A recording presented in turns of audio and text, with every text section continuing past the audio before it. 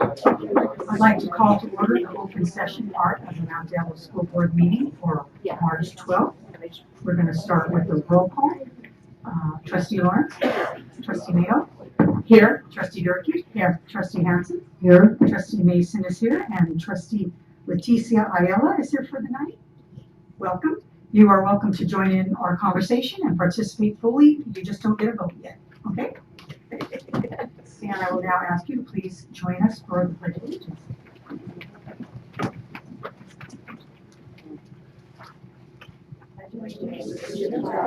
Of the United States of America, and to the republic for which it stands, one nation, under God, indivisible, with liberty and justice for all.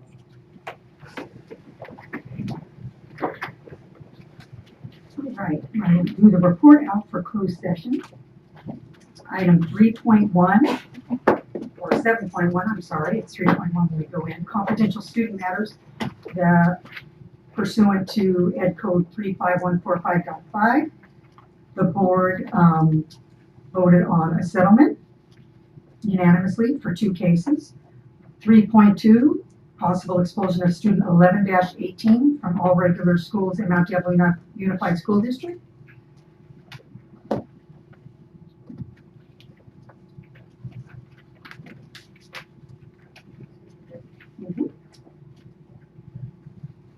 Madam President, I move that the board approve the expulsion of student 11-18 from all schools of the Mount Diablo Unified School District, and that student 11-18 may apply for readmission after Friday, June 12, 2018.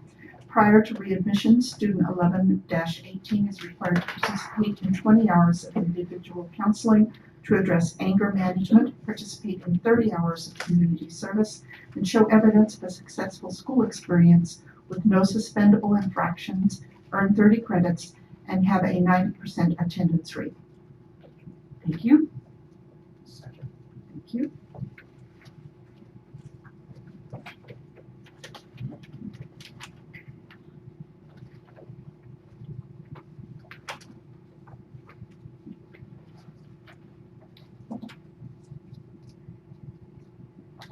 Passes 5-0. Next matter is 7.3, expulsion of student 18.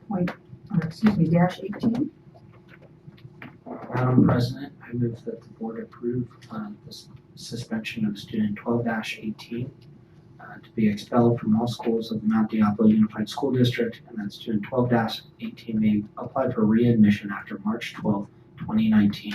Prior to readmission, student 12-18 is required to participate in 20 hours of individual counseling to address appropriate behavior, participate in 30 hours of community service, attend COPS for aggressive offenders, and show evidence of a successful school experience with no suspendable infractions, earn 50 credits, and have a 90% attendance rate. Thank you. Second.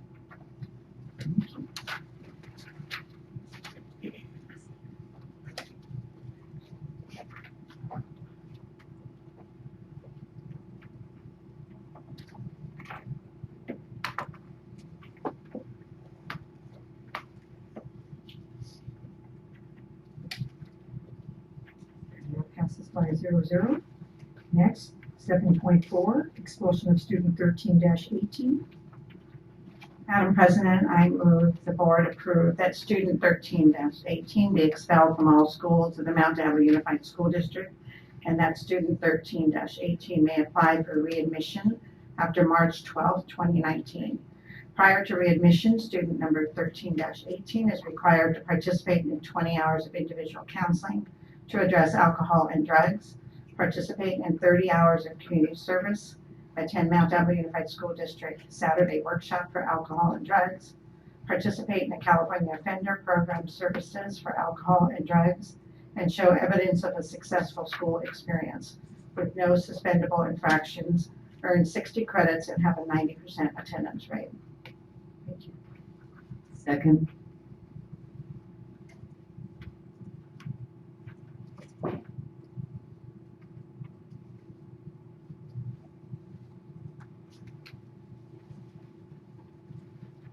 That passes 5-0.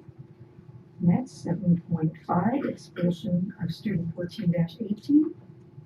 Madam President, I move the board approve the expulsion of student number 14-18 from all schools of the Mount Diablo Unified School District, and that student number 14-18 may apply for readmission after Friday, June 29, 2018. Prior to readmission, student number 14-18 is required to participate in 20 hours of individual counseling to address drugs and anger management, participate in 30 hours of community service, attend Mount Diablo's Saturday workshops for drugs and anger management, participate in COPS, the California Offender Program Services for anger management, and show evidence of a successful school experience with no suspendable infractions, earn 30 credits, and have a 90% attendance rate. Second. Thank you.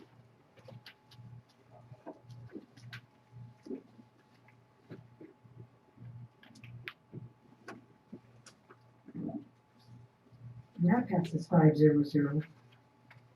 Next on 7.6 was anticipated litigation, conference with legal counsel pursuant to Government Code Section 54956.9b. We received information on that item. 7.7, discipline, dismissal, release, or reassignment of public employees, Government Code Section 54957b1.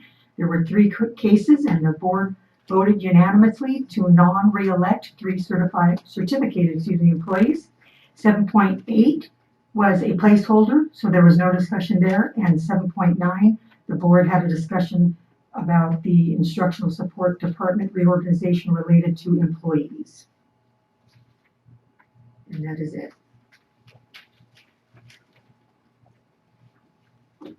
Public comment. The public may address the board regarding any item within the jurisdiction of the Board of Education of the Mount Diablo Unified School District that is not on this agenda.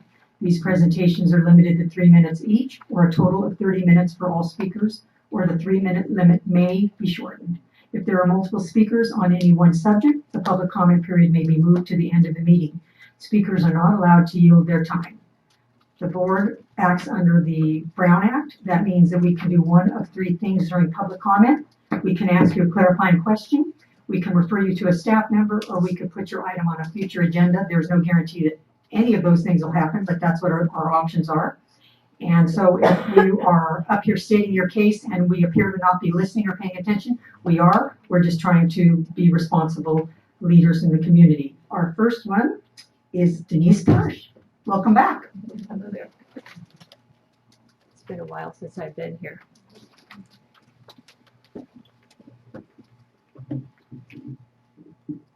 Good evening, honored board members and Superintendent Meyer. My name is Denise Persha. So, what about values? One of the presenters during last week's parent night concerning the new sexuality education was asked a question from a parent in the audience about teaching values.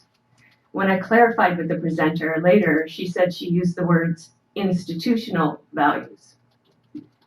I believe she responded to the parent with, yes, teachers are teaching values. I said later, I don't think it's the teacher's job to teach values, but it's the parent's job. The presenter said, well, of course it is. However, I said, aren't you really teaching values by presenting this material to such a young age, I asked.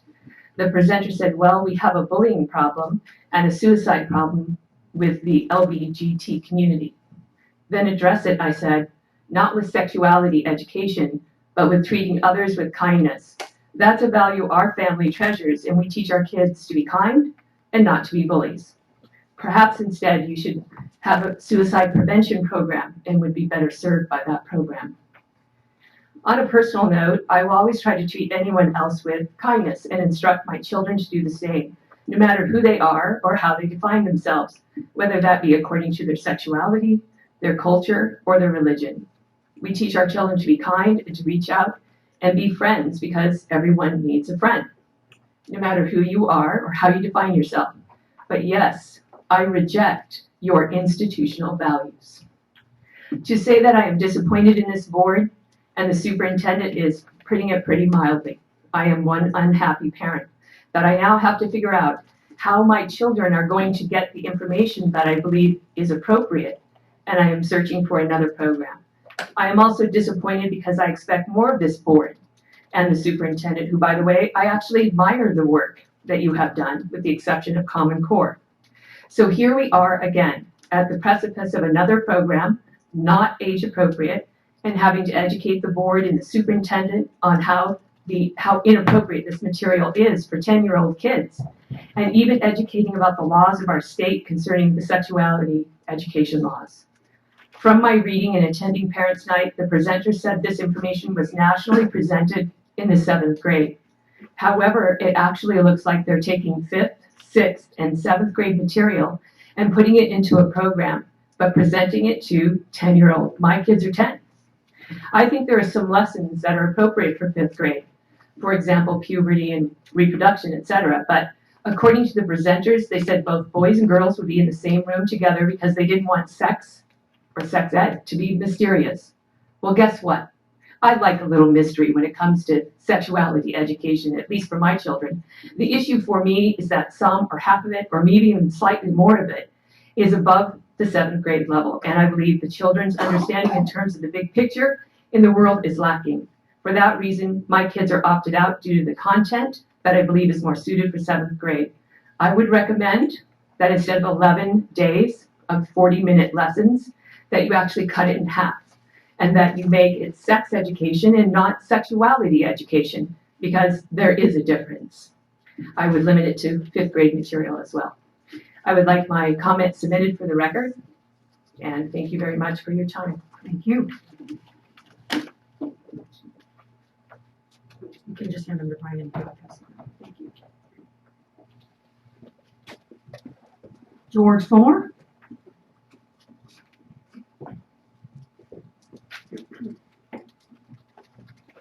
George Fuller, Concord. Welcome back, George. Yeah, I think he's here. Anyway, board, superintendent, staff, public. First, I just wanted to kind of address Ms. Hanson's comments in her board report, personal board report last time on Prop 13. Maybe I misunderstood what she was saying, but it seemed like she was saying that there are people out there that have bought overpriced, expensive homes, and they're just really having troubles understanding that their neighbors aren't paying as much in property taxes because of Prop 13.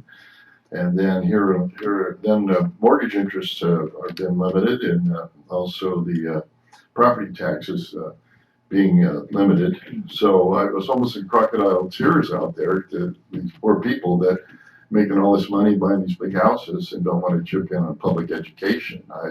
Maybe I misunderstood what she was saying, and maybe she'll clarify it in remarks tonight. I think what's happening in Prop 13 that is positive is November. That looks like we're going to adjust some of the commercial loopholes in the way properties are transferred, and that'll bring additional income to the schools. Unfortunately, we've got representatives out there like Glazier, Baker, and our own Tim Grayson, who all seem to be bent on privatization and charter schools, and I think that's really unfortunate. Transitioning into 60 Minutes last night, I imagine you've either seen it or heard about Betsy DeVos, who admitted that she hadn't actually visited an underperforming school yet. But it was suggested it might be a good idea because then she's got all the answers for everything else. But locally here we got Rocket Ship, which is, expanding, and we got Charter Clayton Valley, which seems to be entrenched. And those are really threats to public education, I think. I know in your closed sessions, you probably have discussions about this. I don't know, maybe there's some way to bring it out to the public level too. I don't really have the answer, but it just doesn't seem like something we want to creep. Finally, transfers. I hope this year that you'll be as transparent as last year in the transfers, the numbers, and the process, and who's getting thumbs up and thumbs down. And finally, as far as disappointment in finding perfect schools, people do become ages 30 and 40 and so on. And maybe this whole concept of the perfect school for the kid at a certain age is a little overblown. So somewhere in all this, there are some positive things, and I appreciate your service and trying to find some of that stuff. Thank you. Thank you, George. Lisa Ackerman.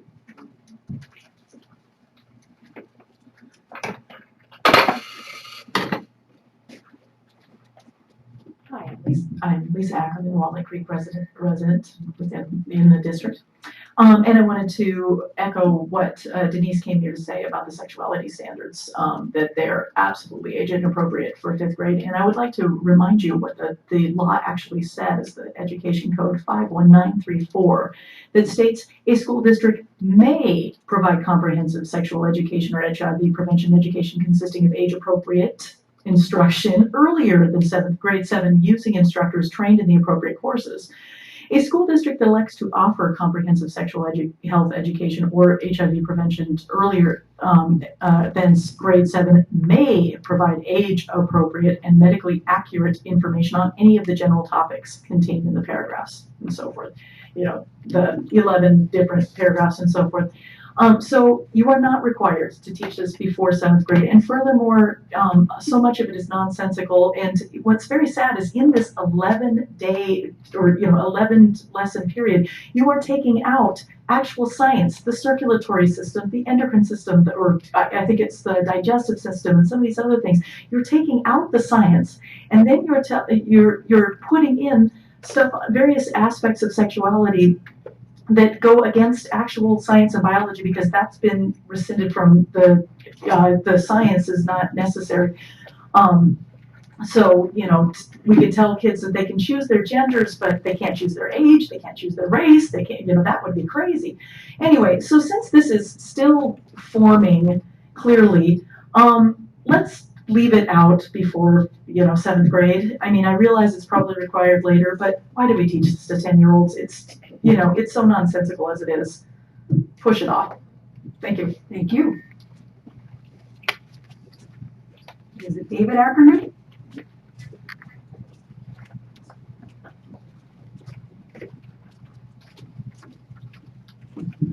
Hello, board and superintendent and everyone else.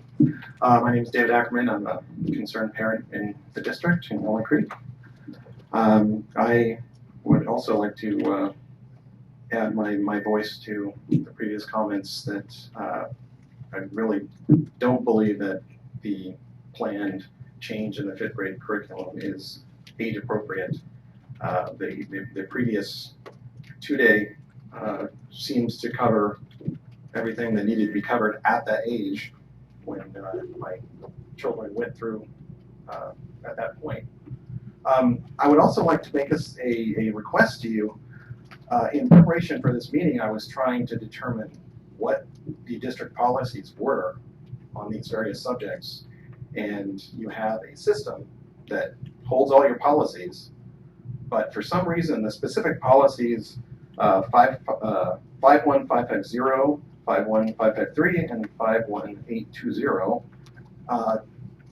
have no content. Instead of being links to content, they're just text that say, oh, yeah, we've got a policy, but it doesn't say what the policy is. So if you could please fix that in your system so that we citizens can actually find out what's going on. And then furthermore, I couldn't find any of the information that we're talking about here on any of the websites. So I'm basing my comments on the information that I have, but trying to research this properly on your own website, there's literally no information available. So if you could fix that, would be greatly appreciated. So as was previously noted, it's not required by law that these be taught before 7th grade. So you have to teach one in 7th grade, one in high school. Before that, it's optional. And as previous people have noted, I think it's healthy that there is some education at 5th grade level, but it should be age appropriate. And remember that these are children.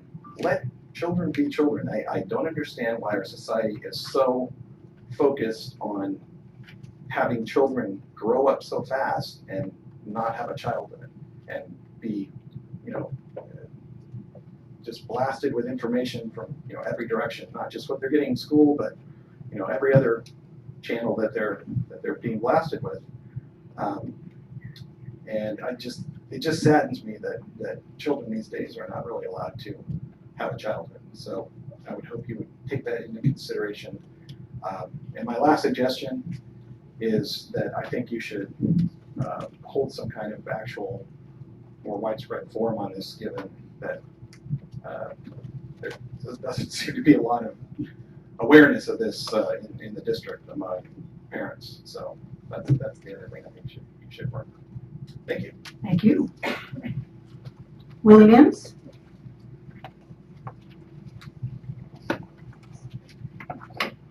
To the board, members of the community, Willie Jones from the East County NAACP and also a member of the District Black Club Association. First of all, I want to make an announcement that our annual NAACP banquet is on April 22nd. It'll be at the golf course in Antioch, and the tickets are $80 per person. And if you want membership, it comes with the membership. If you don't want it, then that's you have to take it. I'm selling tickets, so I'm available.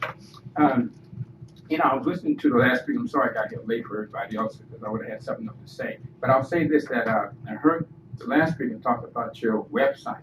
It seems as though it's not updated in terms of some of your board policies. And it's somewhat problematic if you have a policy, but there's no meat to the policy at all. I mean, that was the complaint. So I hope something will be done about that. The other thing is, I was looking at your closed session agenda, and I see that there are 4 expulsions on this agenda. I know that you have programs in place, and my concern is whether or not those 4 expulsions and the ones before that too met the threshold of 5 findings of fact. And so, if they don't meet the 5 findings of fact, then they don't have to expel. They don't have to do that. So I'm just concerned about whether or not these 4 or the ones prior to that met the 5 findings of fact, which are mandatory expulsions. And if they did not, then your administrators are shooting the gun, and they're not coming up with an alternative means to these expulsions. The other thing is that I'm sorry I did not at your last board meeting, because I understand that a parent came here and she was not happy at all about how she was treated or mistreated by one of your administrators in the schools. So I hope that problem that the parent brought before you was addressed in some kind of way and just did not fall on deaf ears. And so, you remember that. I just got a call and told me, I planned on coming myself so I could hear it, but I was not here at another meeting. So anyway, thank you. Thank you. That concludes our public comment. So we are now on to 9.1 was pulled by staff. So we are at 9.2, which is a resolution.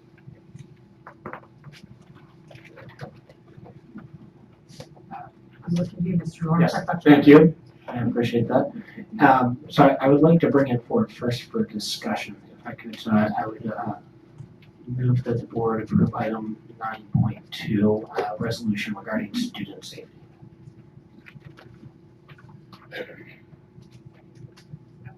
You explained your statement. Do you want to discuss it before we have a motion on it, or do you That- want to make an I- motion and then we discuss it? Well, I'll second it for discussion. Thank you. Because that can solve it. Thank you. I appreciate that. And so at the very least, I would like to, this is the resolution that CSBA, the California School Board Association, had put out, and I think there is merit in that. But I was hoping that we would potentially use this as an opportunity to have a broader discussion. There are other resolutions in other school districts throughout the state that have gone even further in terms of being explicit about the fact that they believe that high capacity gun magazines are a threat to student safety, that there is more that we can do to strengthen our gun laws. And so I would be happy to either bring back a stronger resolution, or to, if we pass this one, to bring a second resolution similar what we did when we looked at safe harbor for our students. But I was hoping to have some discussion about it and just open it up to my fellow board members. Yeah, I appreciate having a discussion because I was also a little bit conflicted, but So I assume you've seen an alternative one that was sent. I think it was, I couldn't tell if it was sent to everybody. I think it must have been, right? And so that's another example of a resolution that, actually so just even the name was something I think is worth talking about, because it changed the name of the resolution to Student Safety and Gun Violence Prevention, and has a long list of very specific things related to gun violence that is really designed to try to influence policy and legislation, right? So I think that's where some confusion comes in for me around. I guess one thought I had is I think having a resolution that says student safety is really important, because it covers a range of safety issues, including things that might, other ways to be more preventative, which includes mental health issues, all that. So I kind of like the idea, just throwing that out for discussion also, of just having it called a student safety. Maybe more explicitly talking about gun violence prevention within this might does make sense, but I think, I guess I just, maybe as a less experienced board member, wondering about the appropriateness of a board policy that is so heavy on trying to influence. I mean, we should, as a group, we should be trying to influence state policy. That's our job but have the board policy be listing so many things that are really out of our control. You know what I'm saying in terms of. So I feel like we have to have a board policy of what we can control. I think separate from board policy, there's probably ways that we can agree to try to influence state legislation, et cetera, federal legislation. So those are the questions that are in my head reading them. And I had a similar thought. Yeah, we can't mandate gun violence. That comes from the state. And I know what we've done in the past, when the state comes up with legislation, we'll sometimes pass a resolution supporting that legislation. So I kind of was in the same place. Yes, we're going to do everything we can to keep our schools safe, but we can't say that you have to be a certain age to buy a certain kind of gun, or we can't do that. As much as we might like to, that's not in our purview. Ms. Hanson, did you have? I think you said it quite well, Mrs. Durkee, and you echoed it as well, because I think what's happened is we all support the school safety concept, and it is important, I think, to sift through it and get it in our purview. What is it we can control and enhance? And I agree that when I read this list of things, it's not, whether we dispute the facts or not, it's pretty heavy into policy that we can't control or issues that we can't control. And I agree that it's up to us to do that in a different venue, but to reinforce student safety matters. I think Mrs. Durkee was right on that some of this is beyond what we might do daily, on our campuses to enhance that. Yes, ma'am. So I'll be the one that disagrees. I do agree with the student safety concerns. From my perspective, it is going to take a major outcry to address gun violence as a national public health epidemic, and it's only by numerous agencies and bodies raising it to the awareness of all of our communities that action will take place. I understand that the specificity of the previous resolution that we all received, many of the items may be out of our purview, but we also didn't allow smoking on school campuses at one point in time when there was a law regarding smoking on campuses, or we limited it or moved it to one section of the campuses, etc. So I believe that there is a place, at least there's a place in my heart regarding all of the other items that all of us have seen. I don't know if you want me to read them into the record. I think that we need to call out in particular, fund appropriate research for the Centers for Disease Prevention, and because my concern there is members in Congress are defunding the agencies that would actually do this research that would provide action to make changes across the nation and within California. California does exceed some of the laws around the gun issues, but we can't stand idly by and not support other states and agencies that want to make changes and go even further to protect our young people. We know that it takes an entire generation, 12 years, to make change in our communities, and we're going to have to start somewhere. And I feel strongly that we could make the stronger statements and then support them actions as things develop. I had originally spoken with Ms. Mason to see if we could have a board subcommittee look at the resolution, and then that board subcommittee bring it before the board. We're there now. I'm pleased to hear that it came from CSBA because I searched the CSBA website and couldn't find it. So maybe you can point me to the URL where that was found.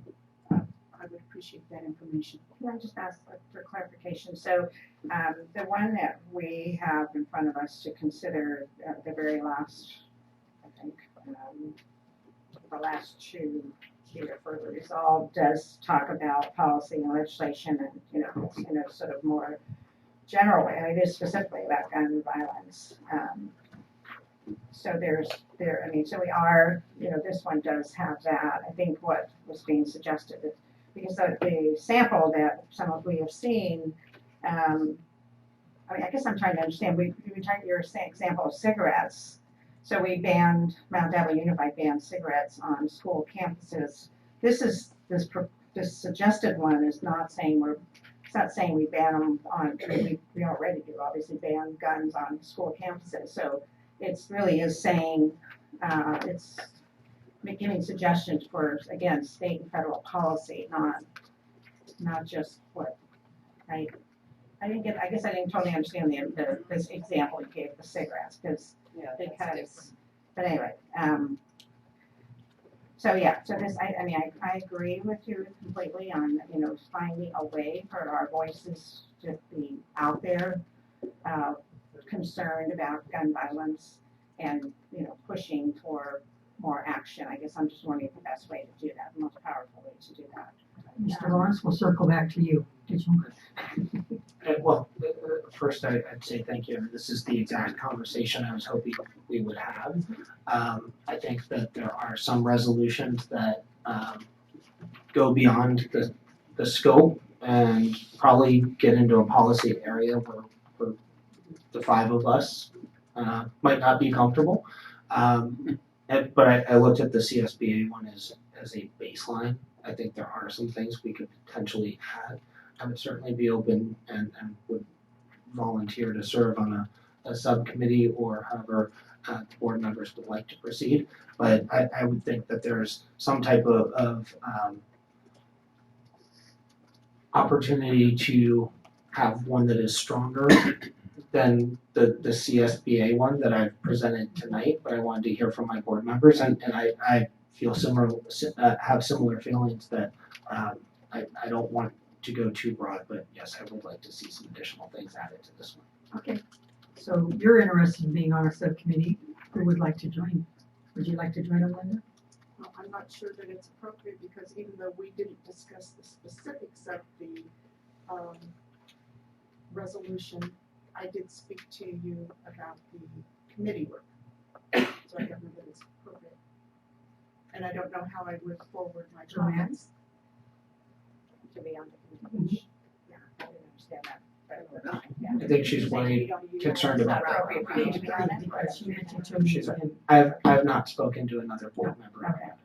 I see what you're saying. Okay. Yeah. we're gonna err on the side of caution. I think we'd be okay, but I'd rather err on the side of caution.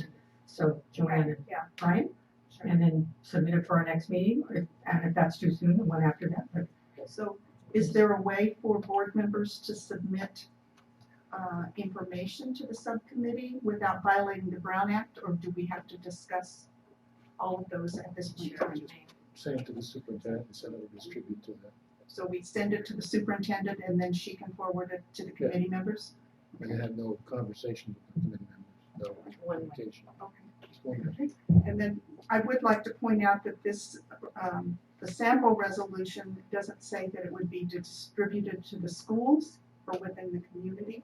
So I think that's something to be added, because normally that's what our resolutions do indicate. And it will show that we are proud of our actions. All right. All right, well, thank you.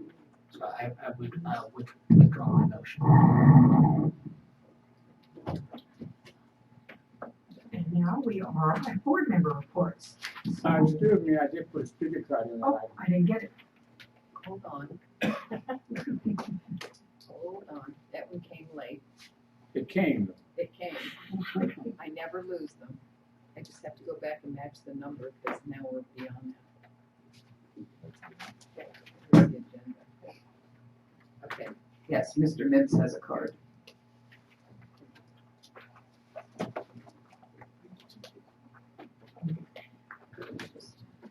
If we stay in sequence, it won't be a problem. Thank you for the suggestion. I mean, it's something called sequential.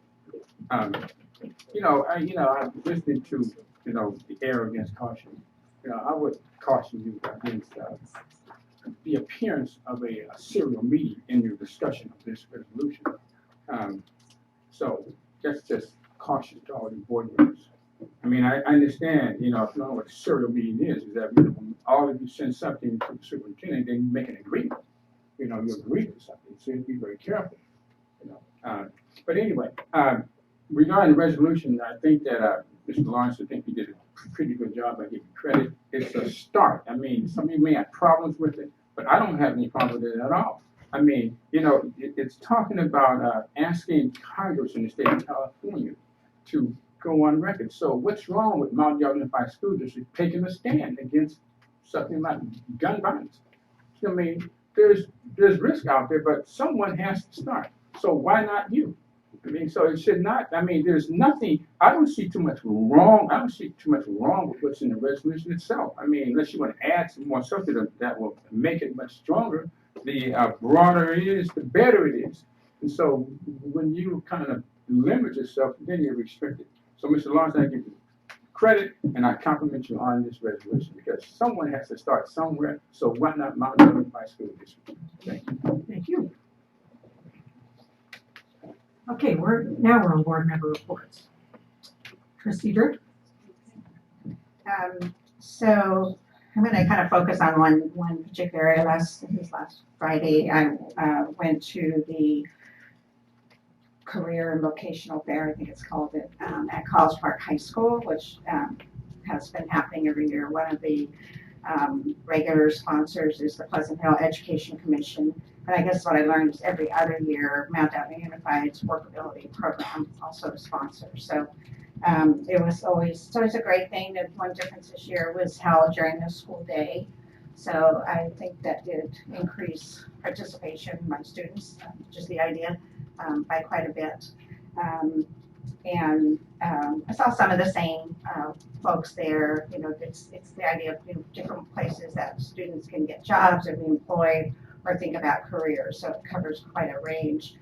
I was really happy though to see, I think it's at least 3 or 4 representatives from different building trades apprenticeship programs. The most exciting, I think, was the iron workers because they were actually outside with this huge truck, and people could do welding. Put the whole head thing on and get a chance to see what welding is like. And then I didn't totally understand it, but there was some kind of pulley thing, or I guess it could be because iron workers are the people that build the frameworks for those, like high-rise buildings. So you end up quite high in the air. So to give people a sense of that as well. And then it was raining on top of it, so it really would give you an idea of what the work would be like. So that was very exciting to see them, and I just wanted to call that out because I don't remember what month it was, but some time ago I reached out to the executive director of the Building Trades Council and asked him if he'd be interested in meeting with staff at Mount Diablo Unified, which we did do. So had a great discussion about the outcome I'm looking for is that more students, and starting with high school students and middle school students, and their parents become aware of the opportunities afforded by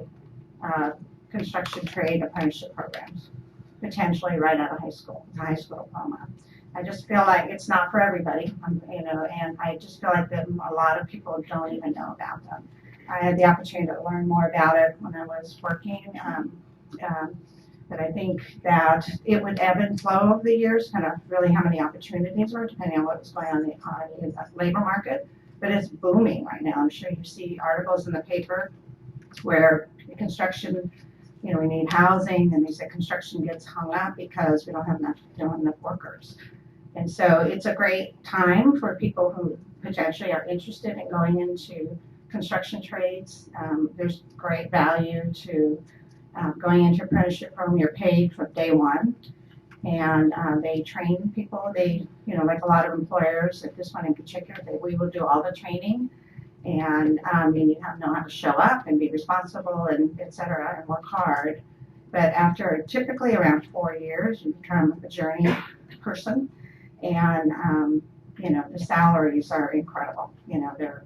Many of them are working, making over $100,000 a year eventually. So it's a great option, and again, not for everybody, but I just feel like, we need to help people, families, students, parents know more about these options. So it was really great. Mary Gray from the Pleasant Hill Education Commission got really excited about this when she and I toured the pipe fitters training center. So she did, I think it was largely her work that got those 4 groups there on Friday. But I just want to point out that we have some folks working on some other efforts. So one of the things the group said to us is they really want to work with our counselors.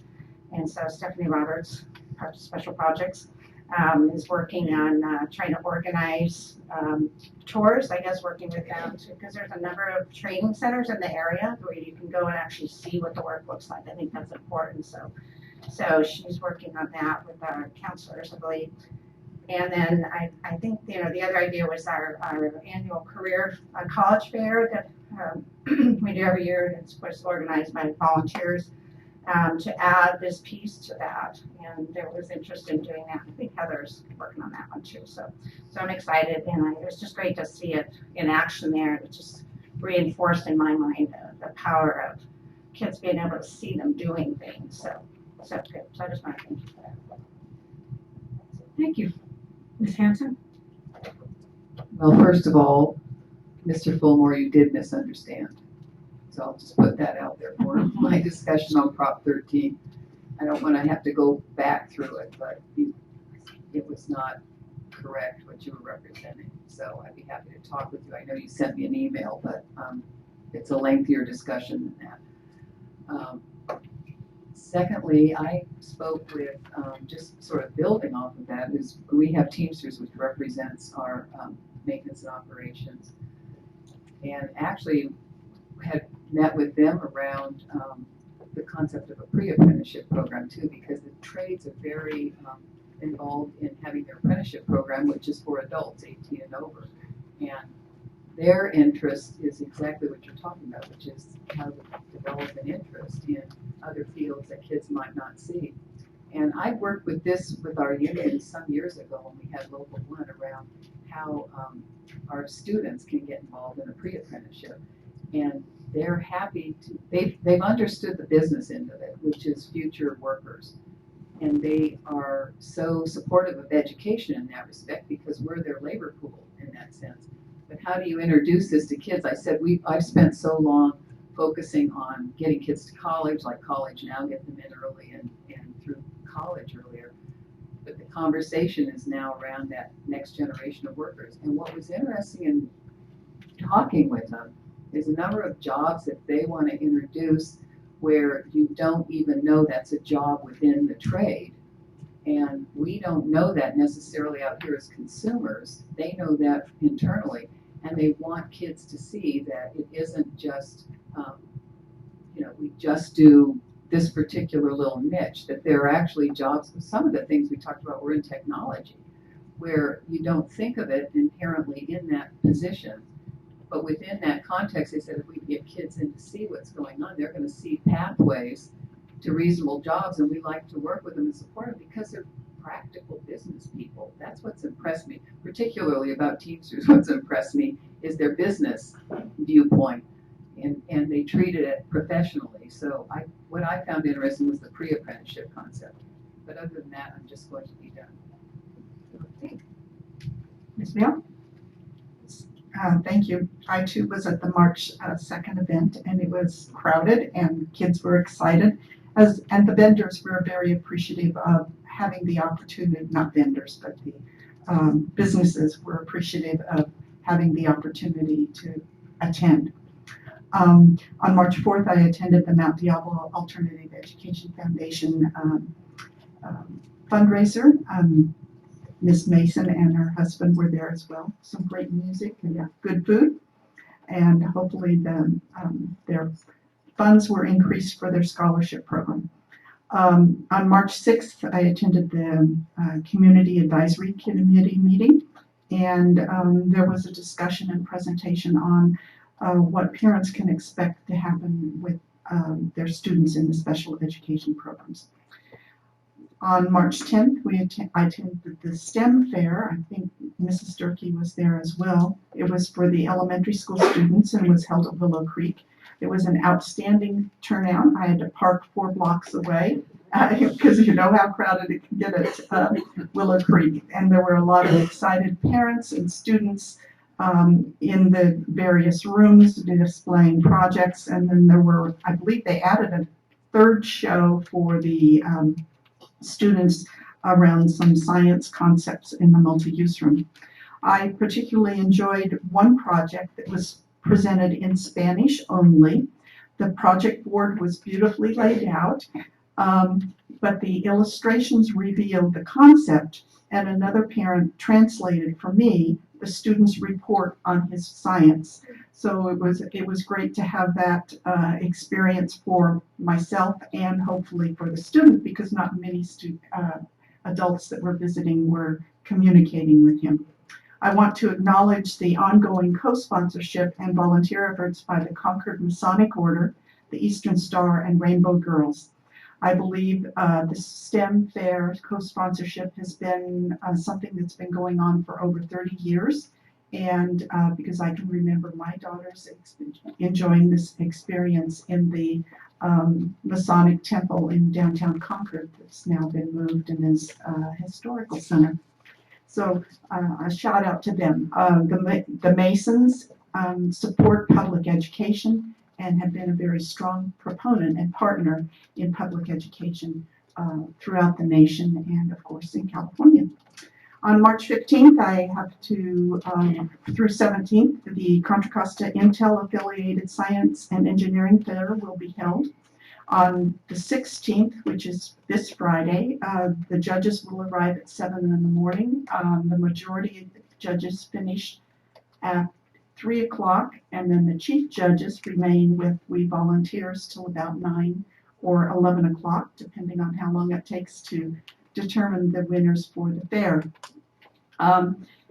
For those that don't or may not know, the Intel Affiliated Science Fair is required to compete in the California State Science Fair, the Broadcom Science Fair for middle school students, or the International Science Fair for high school students. So this is the gateway fair to further competition. And I've shared before that our students continually bring home prizes for being a small fair. In fact, one year within the last 5 years, 2 students brought home $85,000 in scholarships and a patent on their science. This year we have 142 projects and more than 237 scientists.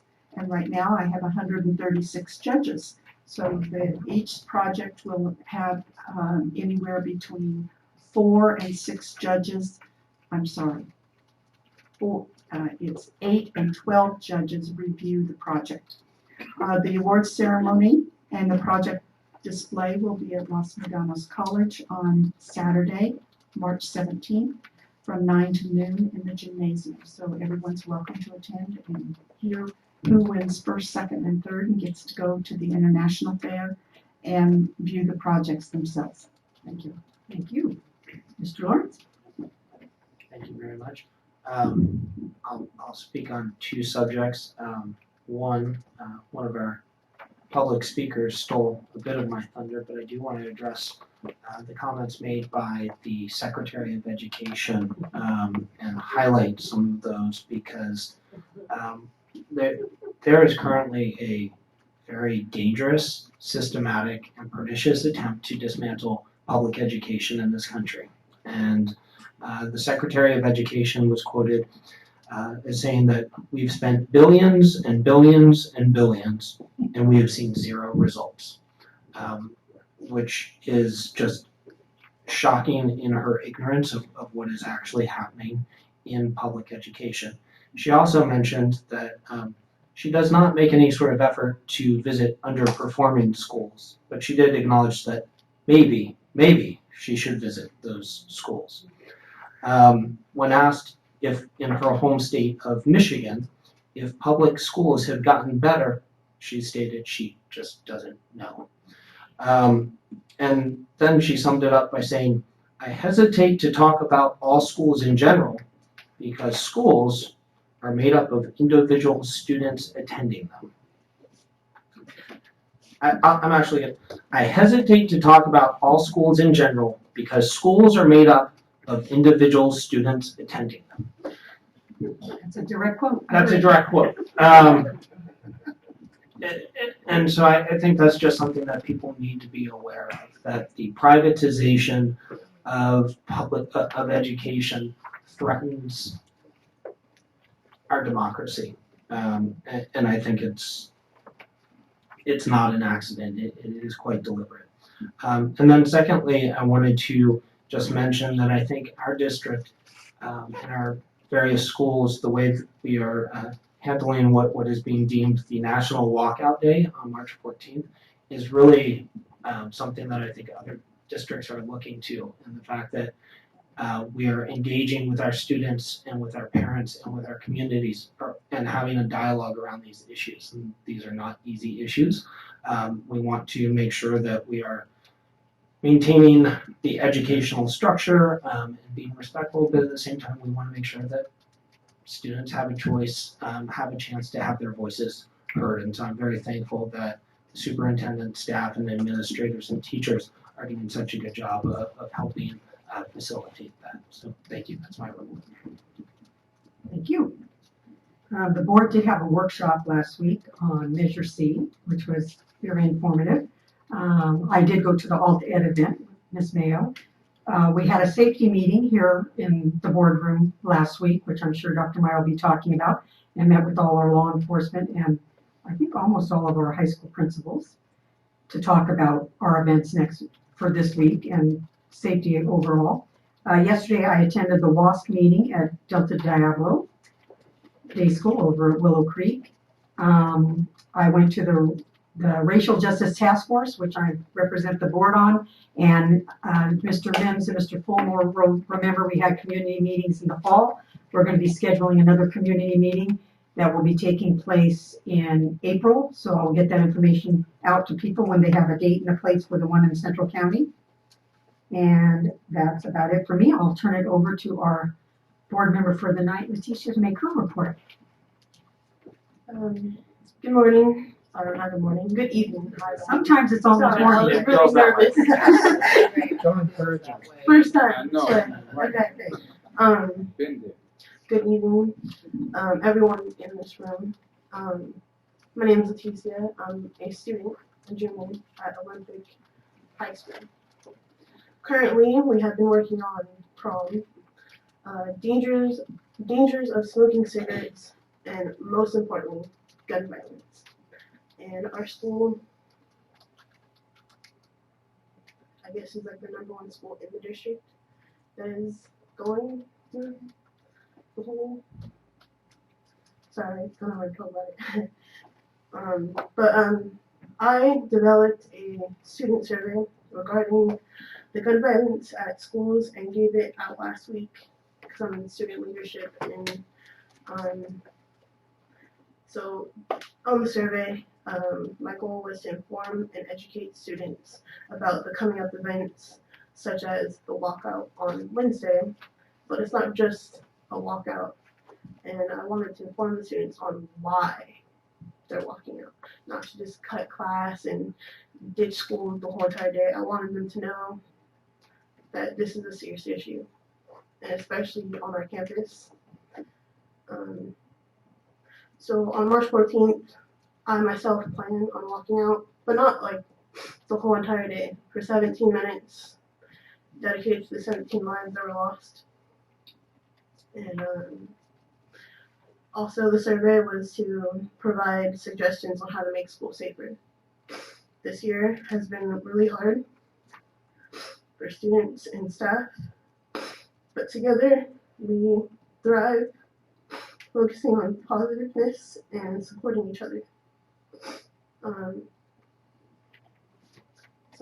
Some students at our school aren't taking it so serious, and it's kind of hard because last week or the week before, a friend of mine had brought 2 pistols to school. There was no explanation on why, and it sucks. So you don't know what we're going through as head. And I think that not only the parents have a say on what to do in matters of hearing our voices, but I think it's mostly the students, because we're the ones that have to go through it. Leticia, I said at the last meeting, I think it's the brave kids like you that are really going to make a difference and change this. And you need to know that this district and this board stands with you guys, all right? And we know it's hard. And that's why we're grappling with how we deal with it in the best way to support the students and the families and the staff and everybody in our district. And you're very brave to come here tonight and speak about it. Thank you. Just acknowledge that Lonnie's here too. I thought you were here because Olympic was a model continuation high school, but I'd just like to acknowledge right here is what we need as well, are these caring adults who are going to have the kids back. So I want to point that out as well. So thank you for your courage in bringing that up. Thank you for being here, Ms. Kesselman. Okay, Dr. Meyer, you get to go next. Leticia, I want to thank you as well. I was trying to look at you when you were talking, and you did a great job. So thank you, and keep talking. We're going to talk a little bit about it ourselves. Wanted to share some of the positive things that are going on, but some of the things that we've been working on as a district, because our focus since February 14th has been redirected even more intensely towards school safety. So we've done a lot of work that I want to share with you. To kind of let you know, in the middle of March, we have students who have a lot of pressure. They have the pressure of it's graduation time, and I call this the academic crunch. There's only a few more months until the end of the year, so what am I going to do? Some are looking to have major life changes. As a district, we are in the middle of our budget updates, but safety is a topic that really has been on all of our minds. And when something like what happened in Parkland, Florida happens, it reminds us of what is important and what is most important, if you will. How do we help young people make the right decision, not to bring something to school that changes their life forever? How do we support adults and young people before anything happens? And what are we going to do to help be there for them when they need us? So I wanted to share, we did have a meeting last week where we had representatives from all of the law enforcement groups within our district, and we invited the chiefs to come, and they all came with 3+ people. And so they brought teams, all of the SROs, school resource officers came, and not only did they come, they came prepared. They came with ideas, they came with examples of things that they do that they want to share. We also had all of our high school principals, our alternative school principals there to ask questions, to share resources, and really honed in on what our plan will be, not just for this Wednesday on the 14th for 17 minutes, but throughout the rest of the year, because we're going to see we're going to see peaks and valleys on this topic, and it shakes people and it kind of triggers things sometimes. So we've been talking a lot about that.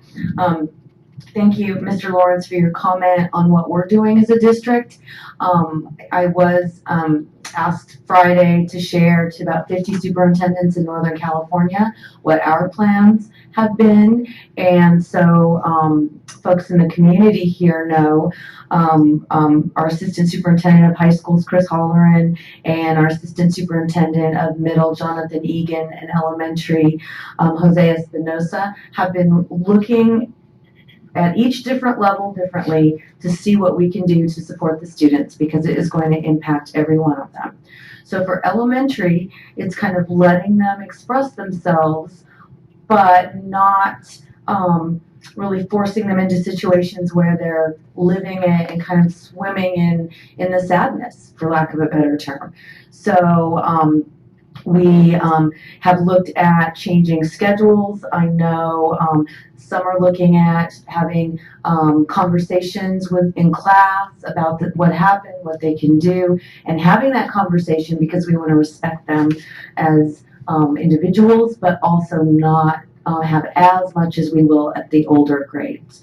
At the middle level, I know in meeting with the group of middle school principals last week, they have created venues for students to write speeches, and so in many instances they will be in their quad at lunch or during that time, and they have selected some speakers who will read on the microphone and express their thoughts. They will also have different activities that include either writing letters or having conversations and learning how to respectfully agree and disagree on this subject, because that was something that was brought up by the team of superintendents. I live in this part of the state. People think differently about this subject. How do we converse and share our points of view? So that was something that was brought up. And then at the high school level, each of the high schools has planned something differently. They've met with, and elementary and middle have as well, they've met with their ASB and they've talked to them about explaining the why. And so as you mentioned, there are many different activities. Some are week-long and some are during that portion of time where students will have an opportunity to have conversations in libraries, to have conversations in quads, to express themselves by sitting quietly in remembrance. The high school I taught at has set up a memorial with the pictures. And so they want to take this very seriously. They don't want this to be a time where too often adults who may not remember what it's like to be a student say, oh, well, you just want to get out of class. And, it's very insulting. But, there are some who are not connected to the why. And, so, it's a time of learning. So this is something that we're looking at. We have some schools that have said they don't know if it's going to affect them at all, because they've said that they believe their gun issue is perhaps a different issue. Maybe it's connected to gangs. Maybe it is something that is not about automatic weapons per se, but other types of weapons that we need to look at. So we have general guidance, but we are letting each school develop different plans that are relevant to their schools. One of the activities that we are doing across the district is we are working with the League of Women Voters to give registration forms to each of our high schools. And from 16 on, you can pre-register to vote. You can do it online or you can fill it out and send it in. And when you do that, First of all, it's, you can write a letter, and I've written letters to senators, and I get a letter back. I go, great, I got a letter back. But it doesn't always mean that there's change that has been made. So having that vote as well is a very powerful tool, and remembering to use it. Vote for whoever you want, but vote. And so we are going to have voter registration if you're 16. When you turn 18 in that next election, they will send you the material. So you're all set to go. So that is something that we're starting on the 14th, but it can go the rest of the year. So some of those activities that we shared from our district to other districts, we're going to see other places are using as well. So a lot of conversations have been going on about this topic, and it is a great opportunity to really talk about what is important. To some of the other positive, exciting things that we are doing. We just had the 2 finalists for MDUSD selected, the Teachers of the Year. Kelly Perkins in the bottom left-hand corner, and she teaches special education. And then Rosie Reed at Northgate High at the top teaches science. And very rigorous process that the curriculum department went through to select and interview and have applications, etc. And so that is something that we are celebrating as a district, and you can see they're celebrating on their own. Also, as was mentioned, public education in a public comment, as well as on the dais. And this is Public Education Week. And it really has been an interesting week for public education.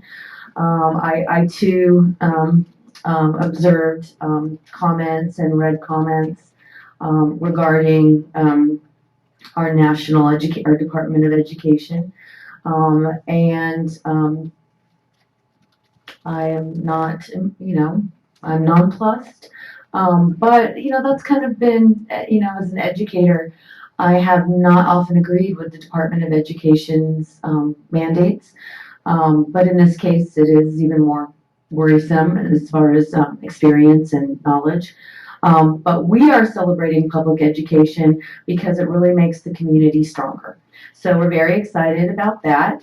And moving forward as well, looking at the support public education gets, some of the things we're going to be talking about tonight in the second interim include, depending on where you look, and this was mentioned in the last board meeting, California and the one before, frankly, ranks 41st to 46th in the nation in school funding, where we are the top, we're the 6th biggest gross national product in the world. And so where is that money going?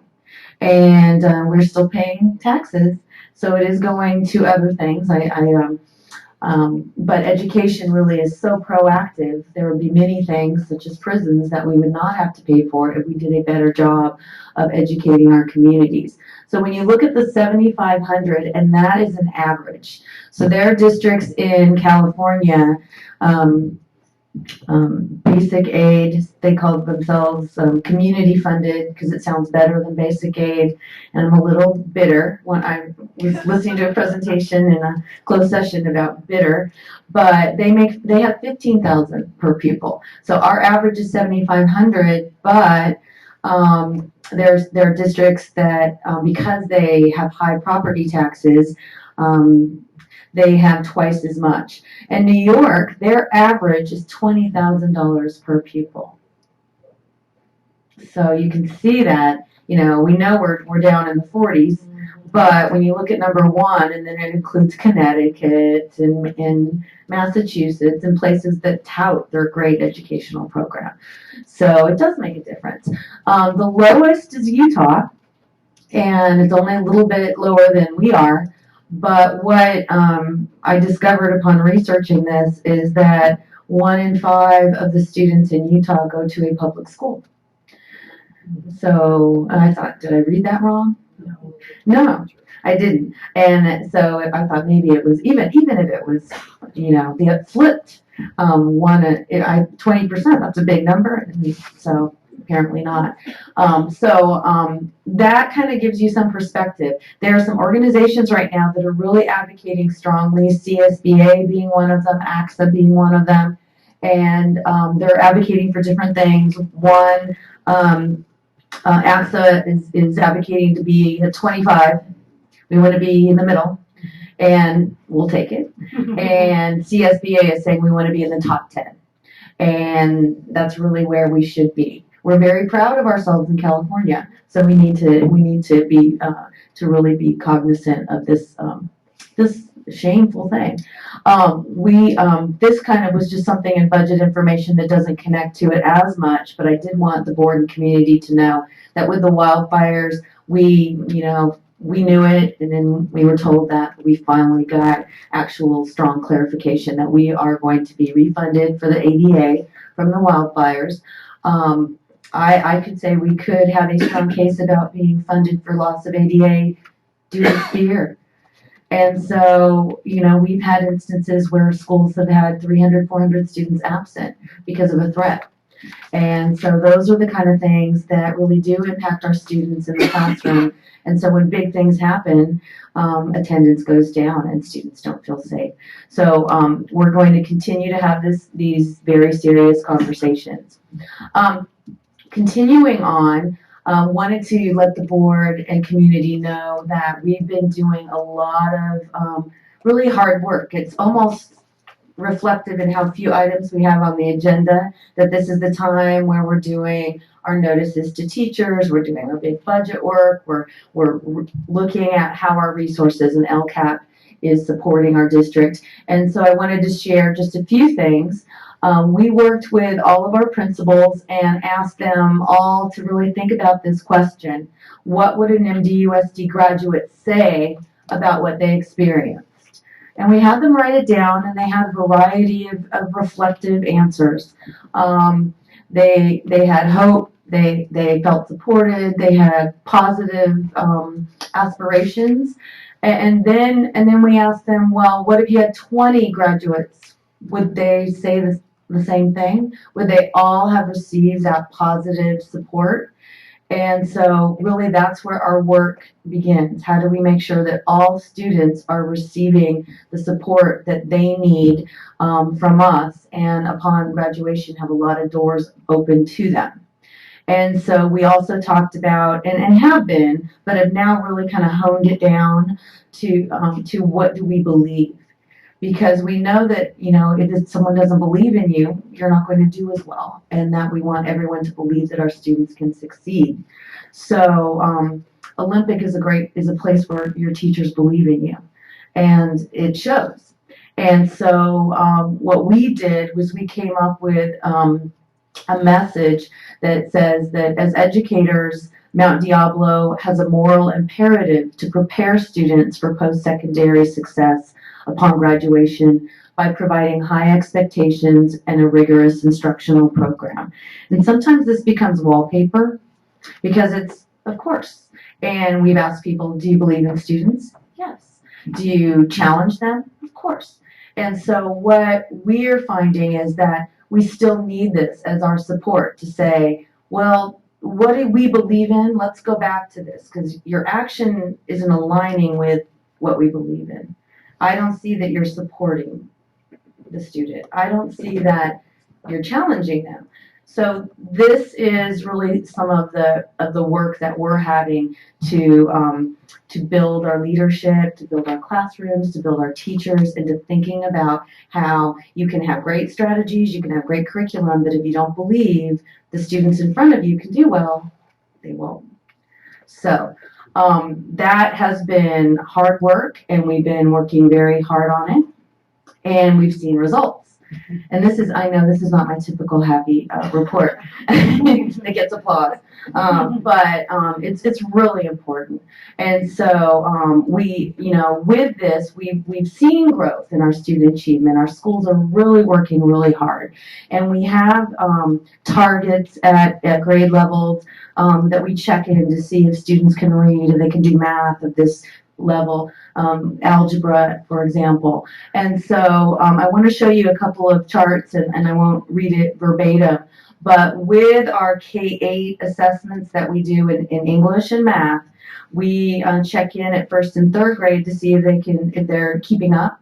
And then we check in mathematics at those grades as well to see if they're keeping up, because if you start to fall back, even if you're brilliant, it's going to be hard to catch up. So what we've seen is, just going to the second bullet, that first grade, which is, catch them early, had a jump from 18% to 46%, and this is on iReady.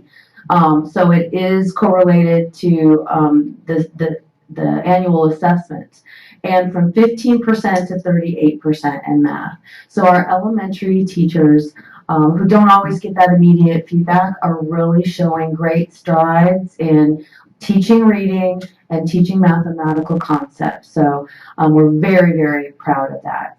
And yes. Pardon me, but can I ask a question on that? Mm-hmm. Those jumps, one, what is that a jump in proficiency?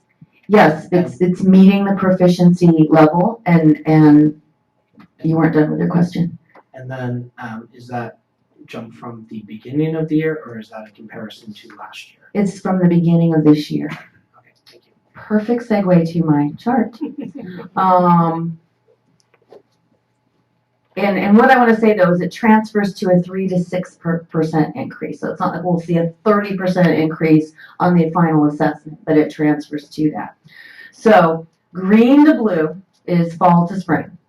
And so if you look at, and you can see K through 8, you can see that the green to blue, what we're seeing, and this is English, has had great strides. And in the past, when we've seen this, some years have been flat, and some years have gone down a little bit, especially in math, which is the next slide. But you can see in English that the green to blue, we've had great, great success. So that was a great question, because annually they have completely different subject. So it could be that they're just not understanding it that next year. And then math, also. I know it was a trick there. But what you can see is that the green to blue, and what we're doing is we're measuring where they are towards that proficient level. And it's a very complicated system that has the multiple levels of proficiency, but the third level to get to that is where the proficiency lies. And so this shows that they're making growth towards that proficiency. Okay, so moving along, one of the strategies, not the only one, that we have used to work on not only how to teach it so it's comprehended and really mastered strategies to engage students, but also the belief system, which is the hard part, is AVID. And so I just wanted to share with the board that we are continuing to increase our AVID. We have, which is advancement via individual determination. We've been doing this for 3 years and continuing to do so. We've added elementary schools, 7 elementary schools this year. So it's going to go, whoops, I'm excited, K-12. And so, within the class, some schools have an elective, and that's where they have tutoring on their other courses, or they fill out applications for college, or they take field trips to schools and really get help on what they're missing. But some places are using the strategies and not having the electives. And at elementary especially, they're using the strategies of writing, inquiry, collaboration, and really looking at are we lifting students so they believe they can be there? So that is what we're doing with looking at AVID. And some are looking at AVID as a vehicle at their school or in the district to discuss the common expectations. So that is, and I know some work has been done in middle about grading and having common grading standards. That is like the holy grail, and that is what we're doing with this as a vehicle. So just sharing that with all of you, that all of this curricular work that's happening, and we'll talk more about curriculum, is really aimed to lift all students up by believing them and helping them with strategies. So that was the exciting part of what we're doing. And this is, some think it was exciting. I think it was exciting when it was over. We had our federal program monitoring group come in, and I've written you all this because we were so excited that I think I wrote it again. But we had no findings, which it was like an audit, it's like they did your taxes. Yeah. These are all the people that did the work.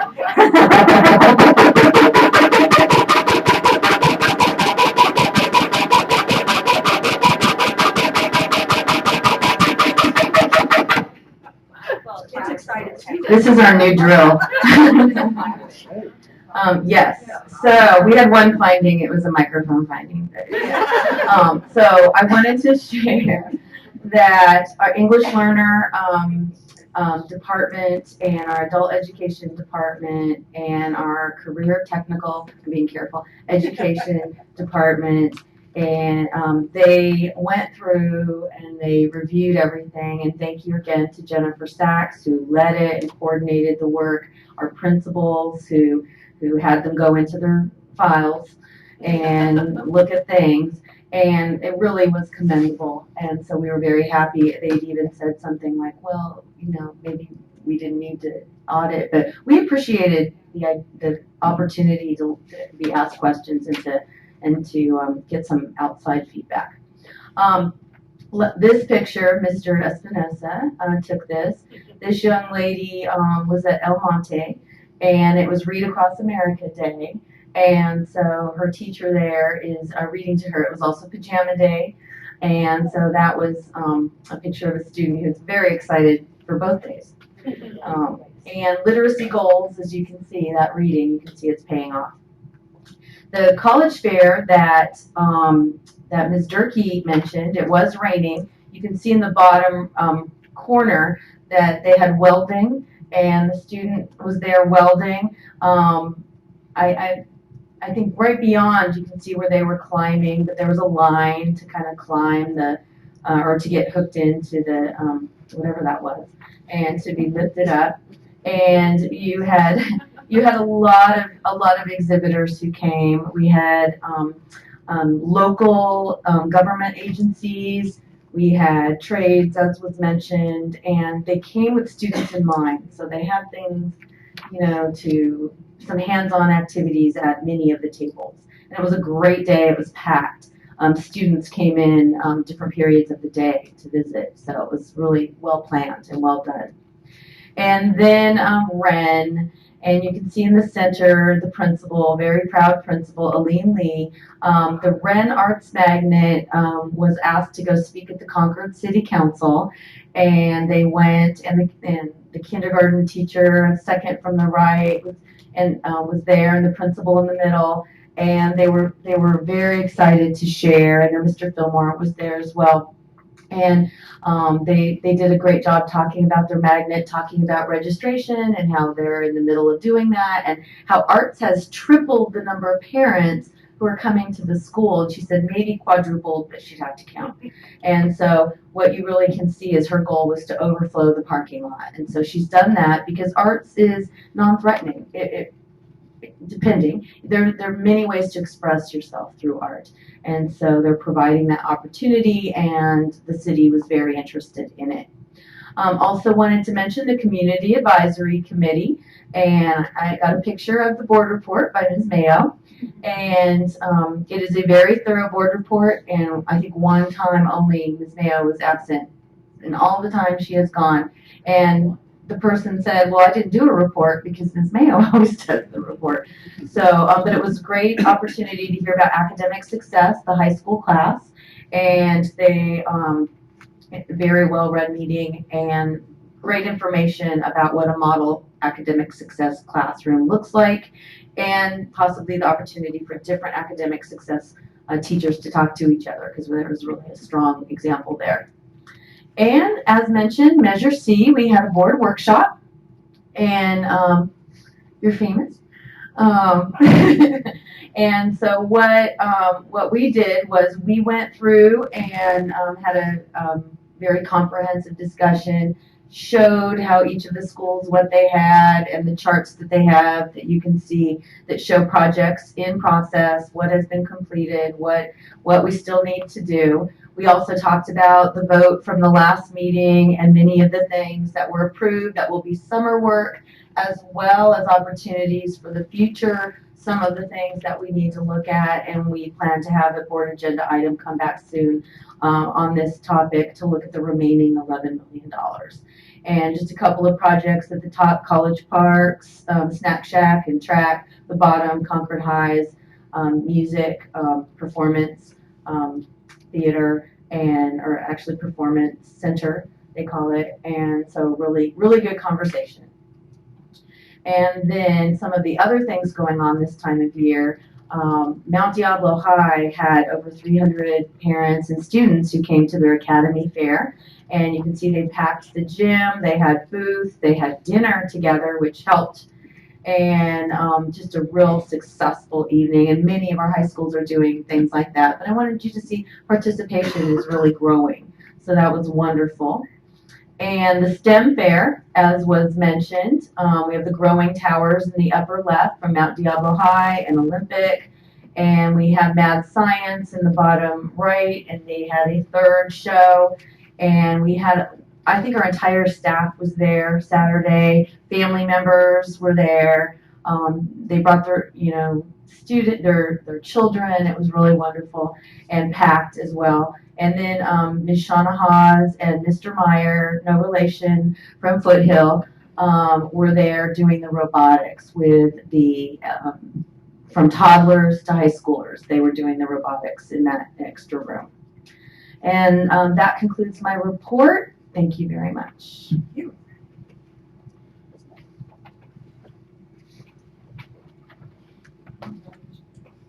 Now where's the report on College Now?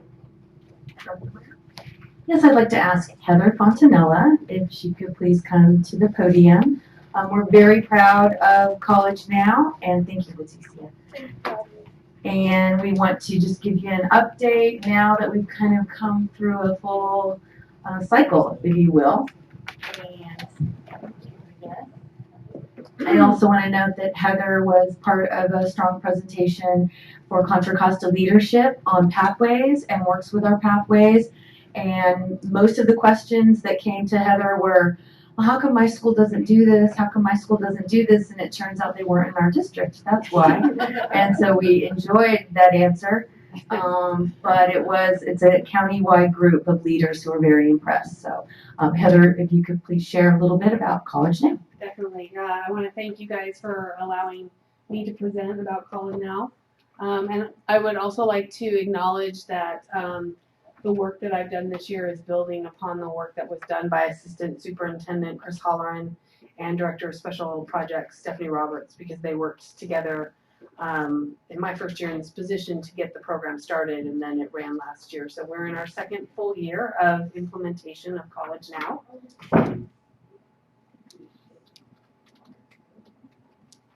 Know how to work this. It might need to turn on the side. You're so smart. You're superintendent. Experience. Just as an overview of our program, College Now is a collaboration between Mount Diablo Unified School District and Diablo Valley College. We have, the intent is to have 60 students enrolled in the program, one class of juniors and one class of seniors. Our hope is that the student population be representative of the student population for the district. And really what we're looking to do is to introduce the idea of college to students at an earlier age than waiting until they graduate from high school. I can just speak from my own experience of working at Mount Diablo High School. Many students there lack the confidence that they can do college, and so really what College Now does is it enables students to try college on in a supportive environment where they have a safety net and they have people who are helping them be successful, and they're not just kind of thrown into it the way that so many of our students are, especially when they go into the community college system, because it's so overwhelming for them. And so really we want to be able to give students an opportunity to have that success at the college level, as well as explore potential career pathways that they might be interested in. by using the community college system and the pathways that they have there as a vehicle to do that. And really, I think the thing that makes this program so awesome for the students is that they're housed on DVC's campus. So I'm not sure if any of you got to go and see the accommodations last year. They were dungeon-like. We have stepped it up so that we have 2 classrooms in the humanities building, and we have an actual office with an office manager who's there in the mornings. And so we're a little bit more legit this year, I think. And so the students are on the college campus. They take their morning classes through the high school, and then they take afternoon classes through DVC. So they're really getting to kind of experience what it's like to be a college student while they're still in high school.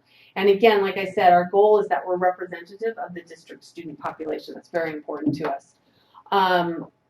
So we really, our number one priority is that we're preparing students to graduate from high school. And so we really spend a lot of time making sure we have a full-time counselor assigned to our program. He spends a lot of time meeting individually with the students to ensure that not only are they being successful in their high school classes that we're offering, but the college classes that they're taking will also fulfill their graduation requirements.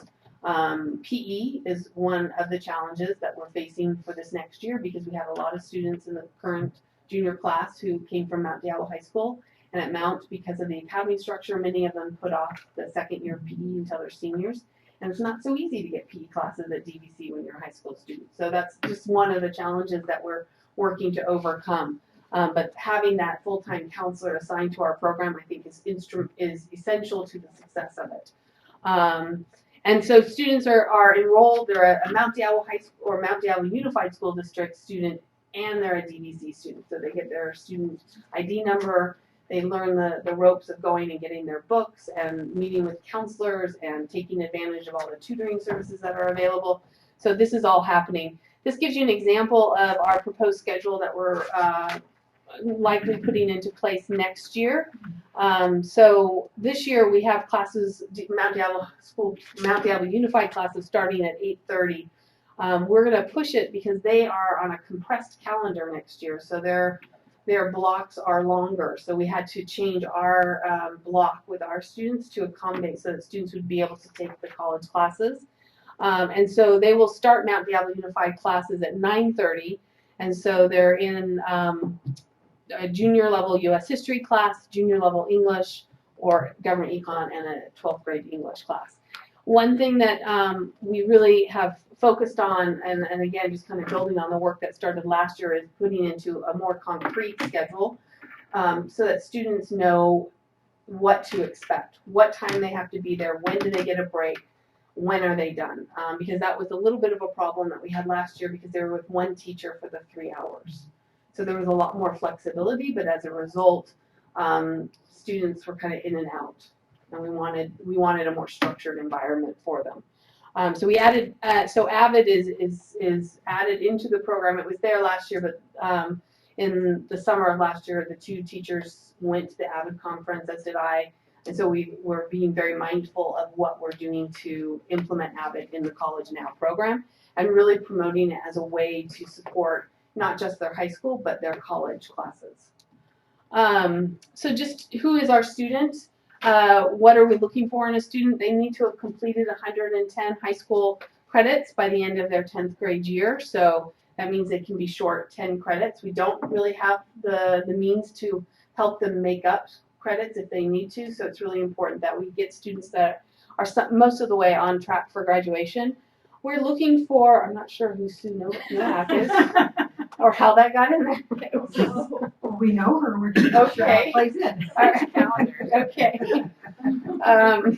We're looking for students who maybe just don't feel as connected to their comprehensive high school for whatever reason, and are looking for an alternative to their comprehensive high school.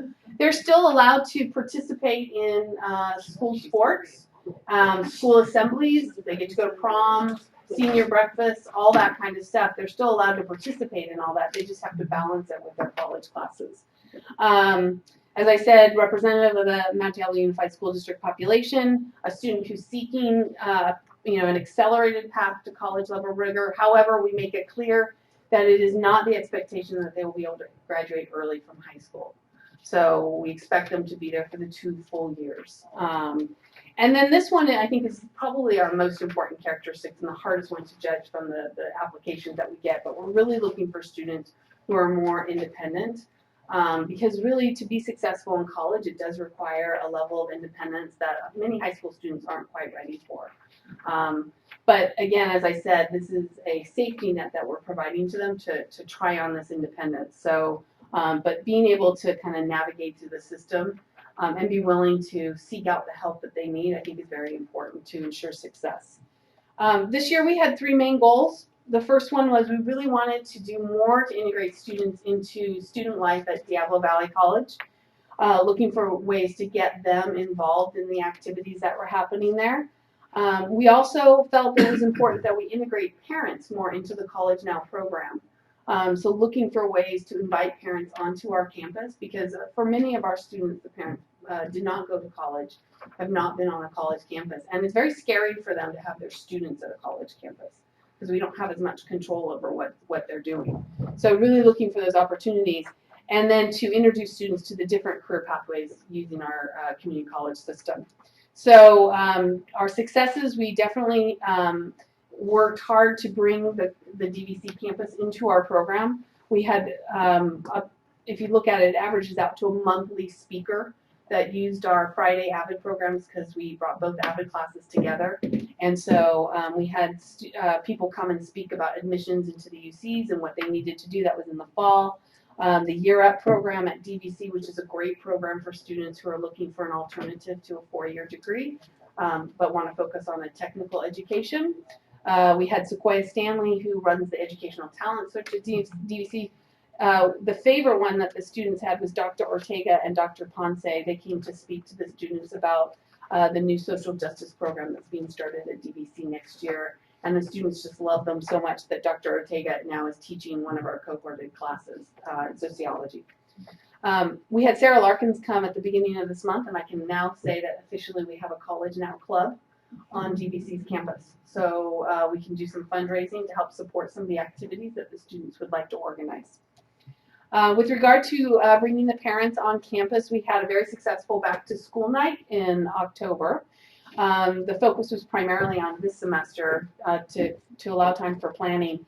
So on March 20th, we are having a meeting at DVC where our counselor that works with us from DVC, Taylor Harrison, is going to be speaking to parents about the transfer process. We have most of our seniors have chosen to stay at DVC and transfer at the end of either next year or the year after, depending on where they are in credit. So we want to make sure parents are aware of what that process is. On April 24th, we're hoping that Dr. Cruz is going to come and speak to parents about social emotional support for their student. Alternatively, if he's not available, we're going to have something on career pathways. On May 15th, we're having a student showcase with both senior and junior work being featured in the classrooms. And then on May 29th, we are having our senior celebration. So it's kind of a mini graduation ceremony that we'll be having, and I'll be sending out invitations to you all to attend that. Giving you a little data about our students. So I gave you their average GPAs. So I thought the seniors was interesting because we had a bit of a drop from the spring to the fall. So I was a little concerned about that when we got that data after this first semester. And our team sat and we kind of unpacked it a little to try and figure out what was going on. And we found that the majority of our seniors signed up for a full load of college classes for the fall. And part of that, I think, was based on the fact that they had more flexibility last year in their high school level classes. And so they were coming in a little confident about what they were. I mean, look at their GPA. I mean, no wonder they were confident, right? And then they came in and they had a full load, and we're not talking about like PE classes. They were taking chemistry and engineering and math classes, college level math classes. So I think there was a little overestimation on their parts. I did meet with several of them at the beginning of the year to encourage them to think about dropping a few of their classes.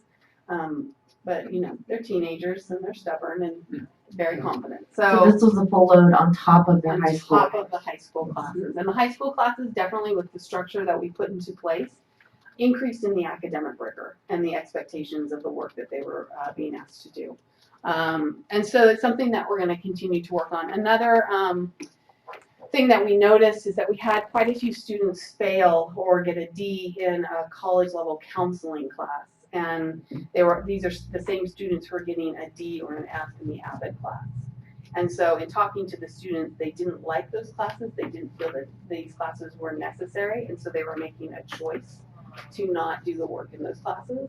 So that's something that we're looking at for next year of students who are not being successful in AVID, that being a reason for them potentially not coming back for a second year of the program. And making that clear to them at the beginning of the year and meeting with them regularly to figure out what's going on with them with the AVID program. We had 14 students apply to CSUs and UCs. We haven't heard from UCs yet, except for UC Merced. We had a couple students get into UC Merced, but we had 100% acceptance of those 14 students into our CSUs. We had 2 full scholarships given to students from a fair that was done with the historically black colleges. They come and they looked at their transcript and they just they offered them the scholarship right on the, right there. I don't think the students are going to use them, but it still is something to, pat themselves on the back for. By the time they finish in this semester, 4 of our students will have earned Certificate of Achievements, which means they'll be able to walk in the DVC graduation ceremonies. And we will have 1 student who will have earned an Associate of Arts degree. So obviously our goal is to increase that number by next year. So Not a bad start, though. not a bad start. So again, just looking at the support. So again, that safety net. So we really beefed up our AVID program. We implemented college progress reports. That was one thing that we kind of heard from the parents loud and clear. It's like, we don't know what's going on with our kids, and they don't. There's no way that they could call a college instructor, but the college instructor's not calling them back, right? So we were like, well, let's institute some sort of progress report system, and it's I would say it's getting more successful. The first semester we started it too soon before the instructors knew enough about the students to be able to really honestly give us feedback, and then the students fell off on getting it. But it's part of their AVID grade, so it's a way for us. It's more important for us, yes, good for the parents, but more important for us. So that we can make sure the students are getting the support they need to be successful. We now have our full team on site, so we have 2 instructors, a counselor, and an office manager. So, and then myself, I'm there. I try and be there 3 days a week for a chunk of time, so students need to meet with me. Or if we've been scheduling a lot of parent meetings to talk to students about next year, so I make myself available for that. And then we're really excited about the parent advisory, really getting that started and getting it more regular into next year. Then through DVC, we also have a college academic counselor that is assigned to the program. We've worked with them. We have a tutor that's assigned to our program that comes into. We have intervention time on, I believe it's Wednesdays and Fridays, and the tutor comes in and is available to meet with students, focusing primarily on math because that's where our students seem to be struggling. And then we have the FERPA form signed, so that enables us to go and talk to the teacher. So our counselor has done that several times. I wanted to share one success story from this year. We have several, but this one just kind of scanned out to me. I sat in on her IEP and to listen to the teachers talk to her because she came from Mount Diablo High School, and our social studies teacher and our counselor is also from Mount Diablo High School, so they knew her last year when she was a sophomore. So this is a student who has an IEP, and she has a history of discipline issues, truancy, getting into fights, missing classes, and her 10th grade GPA was a 2.4. So she was accepted into the program on the condition that she attend summer school to make up some of the credits that she was missing, and she did attend summer school. And now she has a high school GPA of a 3.5 with a college GPA of a 4.0. So we know that this model can work, and so really the focus has been on this year putting into place structures to try and make it as successful as possible for as many students as we can. So we moved on to recruitment for this next year. One thing that was really a goal of mine is that we get in front of all 10th graders in the district, that it not be something where we're relying on counselors for recommendations or vice principals or what have you. We wanted to be able to present to all 10th graders so they all heard the same message from us. And so next week we present before Northgate, and that will have been at all 5 comprehensive high schools. So that one we were really excited about. Tonight was our final College Now information night for parents. We had it at Mount Diablo High School. Those have been, we had 10 the first night, 8 the second night. I'm not sure how many attended tonight, but it's good for us to make it available for parents who have questions. The applications are due on the 22nd, and we'll be going through them, and interviews will happen the week we come back from spring break.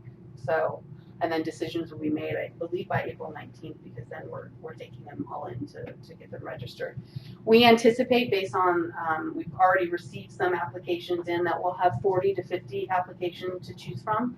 So that's why I'm saying I anticipate we'll have a full 30 at each grade level. And then we'll have about 10 spots for next year in the senior class, and I think we'll get 15 to 20 to choose from. So areas where I see we can grow, again, I've talked about needing to strengthen Avid, and really it's about, Dr. Meyer mentioned it, the mindset of the students, getting them to buy into the program and seeing its value. So really kind of pushing that. One thing that we're doing next year, this year we had combined 11th and 12th graders in 2 different Avid classes. Next year we're going to have an 11th grade Avid and a 12th grade Avid, so we can focus on different things. I think that will help. We want to do more to ensure equal representation across the district. Our 11th grade class was pretty heavy on the Mount Diablo High School students, so we're hoping that we'll be able to have a more equal representation. And then we were not very successful at the career pathways. One of the challenges we have is all the students have different career aspirations. So it's very difficult to, like, say you're all going to take an intro to digital media or an intro to engineering course. So things that we've talked about is doing kind of internal field trips to the different departments on DBC's campus, and then taking the students to LMC so they can see some of the programs there as well. And so that's pretty much it for College Now right now. We're very excited about it, and I think that the data, I'm positive, optimistic that we will see better data next year with our students as we continue to refine the interventions that they need to be successful. Well, I'd like to say this, just what you're going through in these slides is very, very noteworthy. I just want to applaud you for this, because I can think back to 4 years ago when I was on the board and Mrs. Oakes was on the board, and Mrs. Oakes and I started meeting, and Mr. Holleran, trying to break what I considered the glass ceiling, which was that the junior colleges were very reticent to bring high school students on. And we met, I think, for 2 years and had to involve some community college board members, and Mrs. Oakes and I met, Dr. Meyer was in there, Mr. Holleran, trying to just get them to understand that high school students can perform on a college campus. And I don't take what you've done lightly. You've brought such organization and focus to it. And in talking to the students, they really have sort of become advocates of this program. And what you're also doing is keeping that eye on. One of the things that I think we looked at originally was the idea of sort of first generation college students. And a number of our students, as our population has changed, don't have college in their mindset, that this is something that they can access. And what I appreciate in what you've done is open up the opportunity. I mean, you've really organized this well, and you're constantly thinking about how to provide more support and more opportunity for kids. So I appreciate that. But what you've also done is the whole discussion you just had, I don't take it lightly, which is about how you grow that confidence in students that college is accessible. And I was mentioning earlier, I constantly focus on college, and I focus on other things too, but that you have that constantly in your head, I think, in the program, that the students don't just go there and are automatically successful, but you look to provide those support systems so that kids who don't have that in their background can understand that they can be successful. And I had to laugh as I talked to some of the kids who were saying, well, I'm going to take 4 college classes. I said, are you kidding? We had a couple of real overachievers there. We did. And I had envisioned 4 years ago that one day we'd have students getting an AA degree with a high school diploma. We actually had one. But then in talking to the students, and they're telling me about their loads, and I went, holy cow, that's ambitious. So your point is well taken on it's not for every student. They have to be, it's an alternative program and won't be for every student. But I just want to applaud you for the your drive and your professionalism, and you're constantly thinking about how to make this more successful for our students. And I think the ones I've talked to feel the support and have appreciated that. And so now I've said it several times, what's hysterical to me is to go to DVC, State of the District, and they show us in a PowerPoint slide for being, this wonderful Sterling program. So I don't take any of that lightly. Thank you so much to everyone who's been involved in this, because it's just taken on a great direction. So thank you. Well, thank you. Any other questions about it? Okay, thank you. Thank you.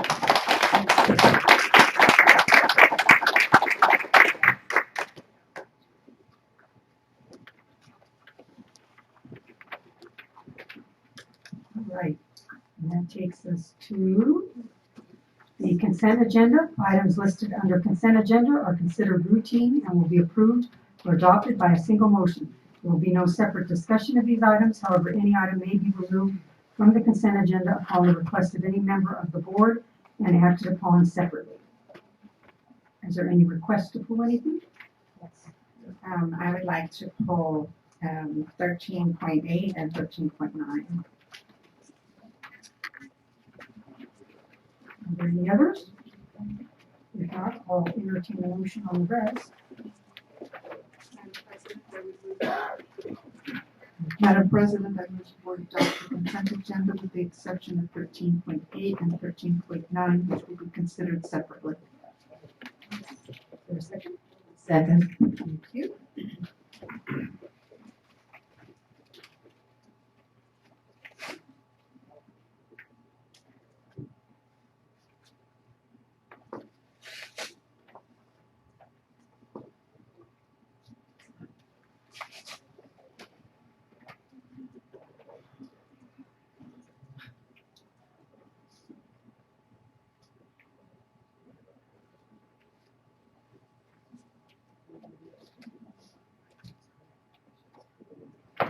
And that passes 5-0-0. And then we will discuss 13.8, which becomes 14.1. Thank you. So I pulled this because I like to highlight things like this, number one. But secondly, I actually didn't know what the Digital Media Academy is. I didn't know. So, It's not an academy, that's a typo. It should read Digital Media Pathway.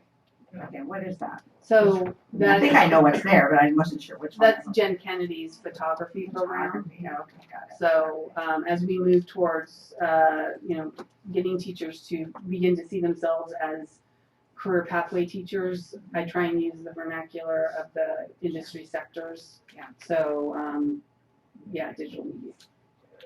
Right, because you also have the other We one have that the falls video under production, digital yes. media too. That's Yes. why I was trying to. Yeah. So we don't really, we distinguish those two separately somehow, don't we? Well, I call his video production and hers is digital Digital media media. because he doesn't deal with like the Photoshop Right. or graphic design. Okay, and thank you for answering. That was the other thing that threw me was the word academy, so. Yeah, I saw that in the agenda. Yeah. Oops, that's not right. Okay, thank you. Okay. That's all. So I asked a question as well and received, was almost 4 paragraphs long of the detailed classes that Jan Kennedy will be using, or using these appliances for instruction. It's quite amazing, and my daughter in her own profession uses some of these products as well, so. Very good. Thank you.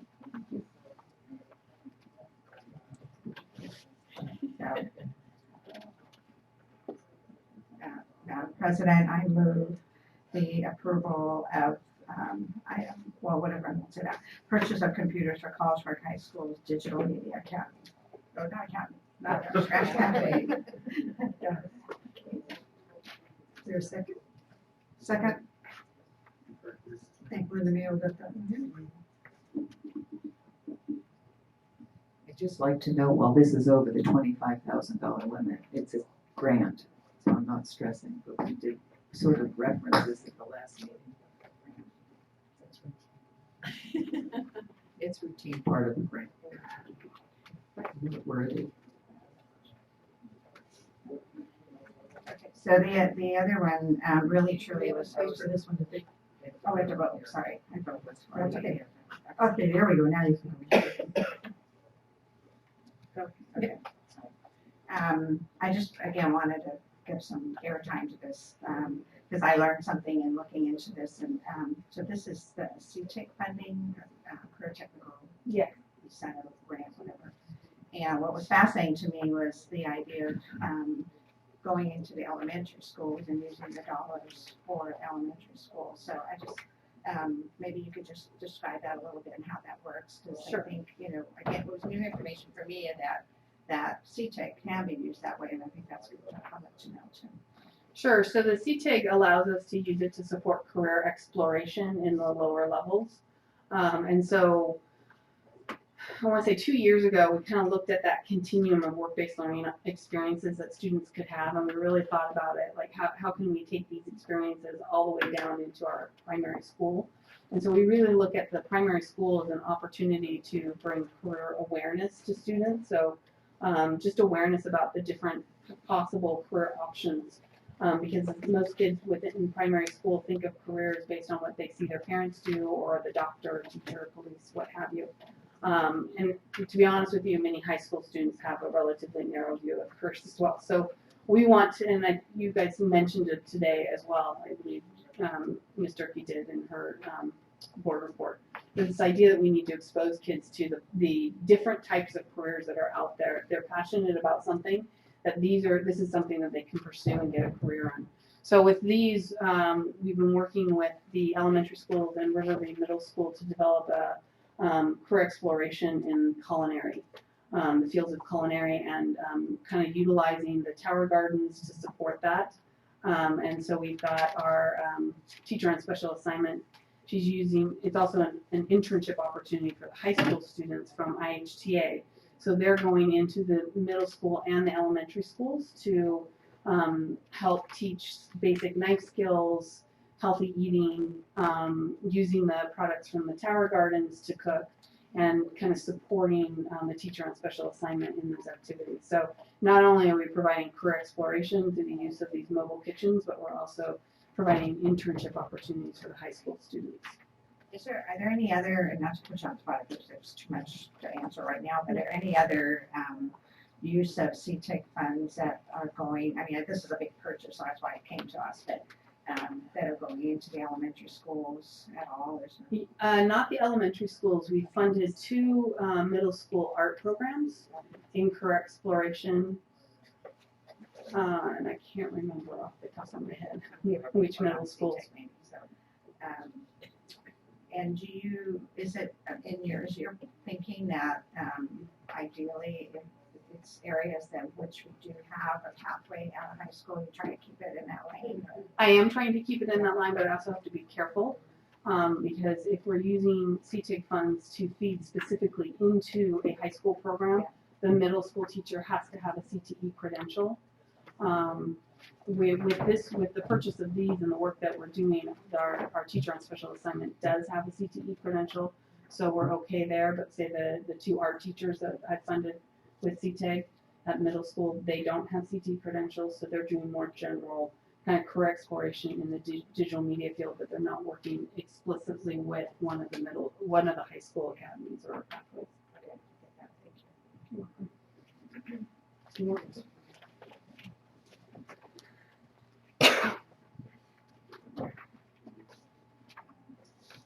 Madam President, I move the approval of the purchase of the 4 mobile kitchens for the schools as presented. Second. Thank you.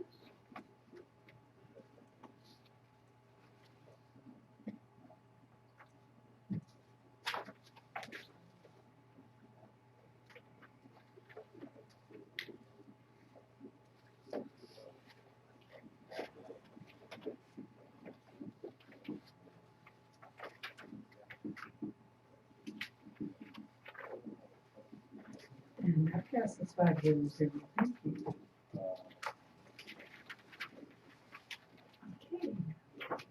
Communications, district organizations, at regular board meetings. She's A single spokesperson of each recognized district organization may make a brief presentation following the consent agenda. Items are limited to those that are informational. Is Annie still here? Or she might be outside.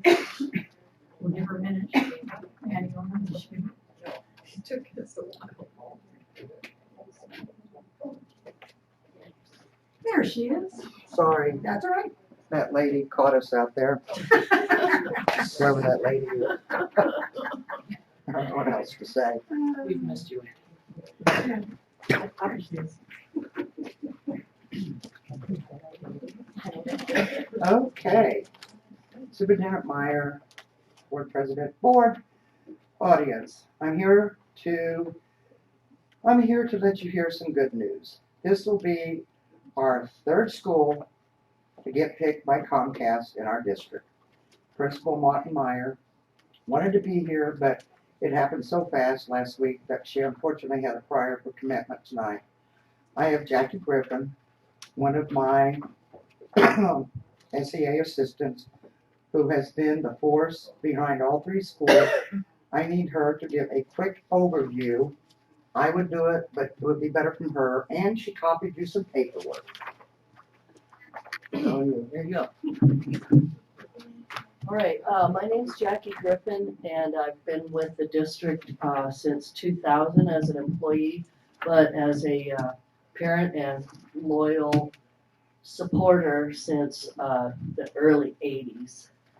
And I'm here today to talk to you about Comcast. Oh yeah, no, in my intro about myself, I want to let you know that I've mostly been working at the high school level, but I'm currently at an elementary. I'm now at Sun Terrace, which is really new for me, but I have always been with special needs and sometimes with severe autistic students. What I like to do though is I like to go outside of the school system and bring in partners that can help us fill needs that we sometimes can't do for ourselves. Comcast and Tesoro are two companies I've worked with before.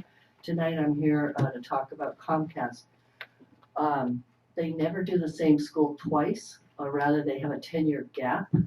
And because I'm at a new and different school, I decided I would try again to get involved in one of these Comcast things. Originally they said, no, we're booked this year and we're doing a school in Oakland. And they called back on Tuesday of last week to say, get ready, we're coming. The other school fell through. So it's a good thing and it's a bad thing. It's really, really good thing. Really good thing. I'm very excited. But we have been working really hard to identify needs over at the school. And so the teachers have been crucial in creating a list of needs and wishes. So this is everything from technology to cleaning and building. The parameters for any of these jobs is that they have to be completed in one day. Okay, so you'll notice on the wish list, somebody wrote paint the school. Very nice, right. Not gonna be done by Comcast in one day. But why I'm here is that we need the full support of the board to fast track these permits. We're going to submit to you. We're having a big meeting with Comcast on Wednesday of this week, and then we will be submitting the permit for an event, that 30-day thing. So because the date is April 21st, we're going to really need your full consideration on that. And a very visible presence at this event. Okay, Comcast wants to know you guys are all on board with this. Also, the last piece about this is that there's a grant based on attendance. So we're going to be heavily recruiting friends and alumni of Sun Terrace, all of our feeder schools, because currently some of my PTA pals from Sun Terrace are principals at Olympic and very important people elsewhere, not to mention names, but I would like to be able to mention that we're going to have free food and games. I have a caterer locked in for this already, with the support of PTA and the ASP people. We're going to have games for the little kids because we want the parents to bring them. There's another name on the sign-in. And then I would like permission to use the notify everybody by an all call, where the district calls the families, because I don't have that information. Right? And that's all I have to say. Please review the wish list at your leisure. And then, oh yeah, I have, this is a folder about my history of work at the Olympic Party and the high school, Mount Diablo High School work party, where we put in 20 benches and doubled the size of the community garden and blah, blah, blah. Oh yeah, at Olympic High School, they gave us a recording Studio, it was amazing. and it's currently it's still functioning, and because they found out we didn't have a prom at Olympic, they gave us a project. Please review these at your leisure. Okay, she needs those back. And Yeah, she just put them there. hold it back to me, thank you. I didn't want to take talking about that. What are the hours for this Comcast Cares Day? All day. It What will time start does at it 9 start o'clock when? in the morning, we end at 4 o'clock, everybody go home. April 21st. We'll be very tired little puppies. I just have a question. So this, Comcast is coming in for the day to do more than just work. I mean, this list has a lot of They things. do. They bring in, at Olympic, they brought 300 volunteers of their own staff members who are very versed in installation of technology. They gave everybody overhead projectors, pull down boards, they deep cleaned came in with carpeting. stuff then, you're saying that day. They really did, yeah. With the equipment and, yeah. so If it's not they just are a labor. well-oiled machine, they do 18 schools on one day, and I'm nervous because we're just doing the one school. The scope is phenomenal. I can't really wrap my head around the 18 school thing, but I'm very excited about this. And I'm really hoping you guys will get behind us and give us your full support and attendance. We'd love to come down for a free sandwich at lunch. Bring all our neighbors, right? Right, and their kids, thank you. I wasn't really in my time, but she could say it a lot better because she lived it and she knows what she's talking about. Because when she called me and said, we really need to go to a board meeting because it literally, they just found out last week. That's why we need to fast track it. And simply because the other school fell through. Otherwise, we wouldn't. And this is a great thing for our district. It truly is. And they've done it out here. So they need to.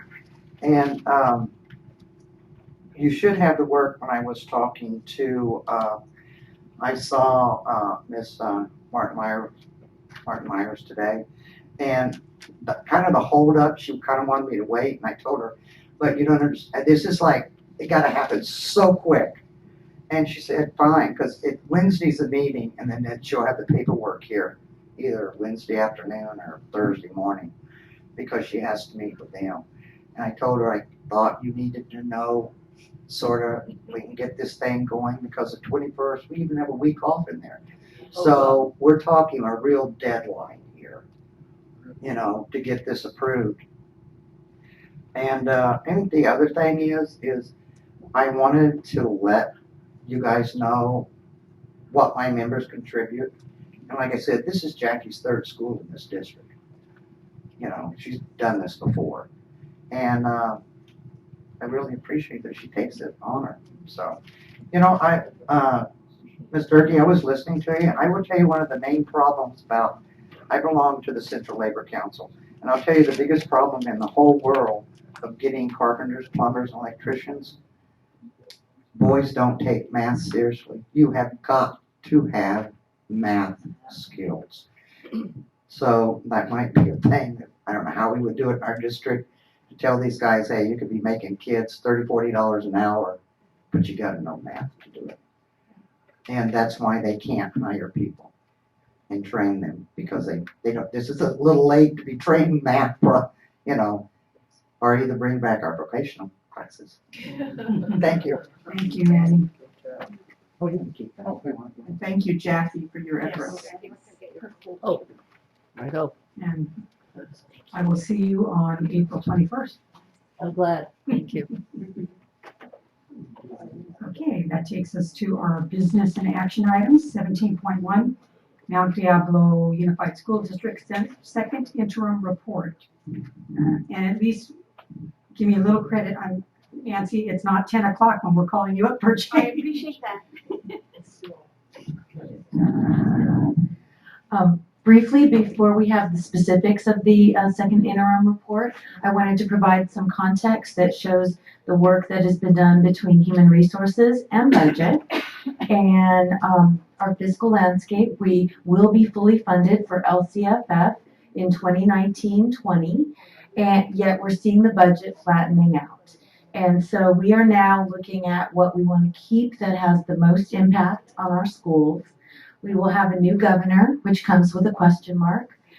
We have our STRS and our PERS and retirement foisted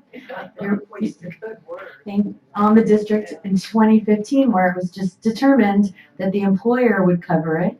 And yet we do see some monies that will become available for physical plants and energy conservation. So it's very uneven.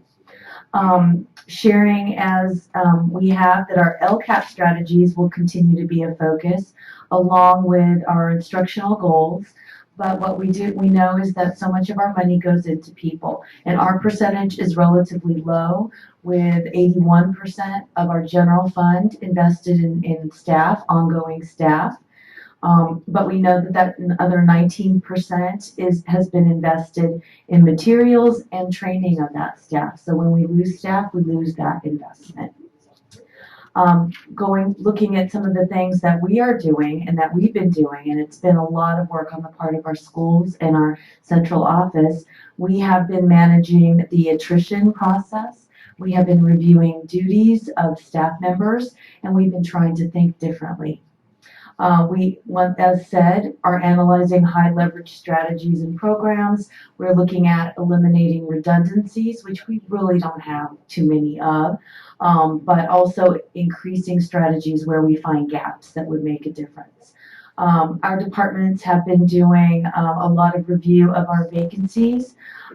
We have reviewed them. We have been bringing them to the board for elimination. And that has been a long, important process.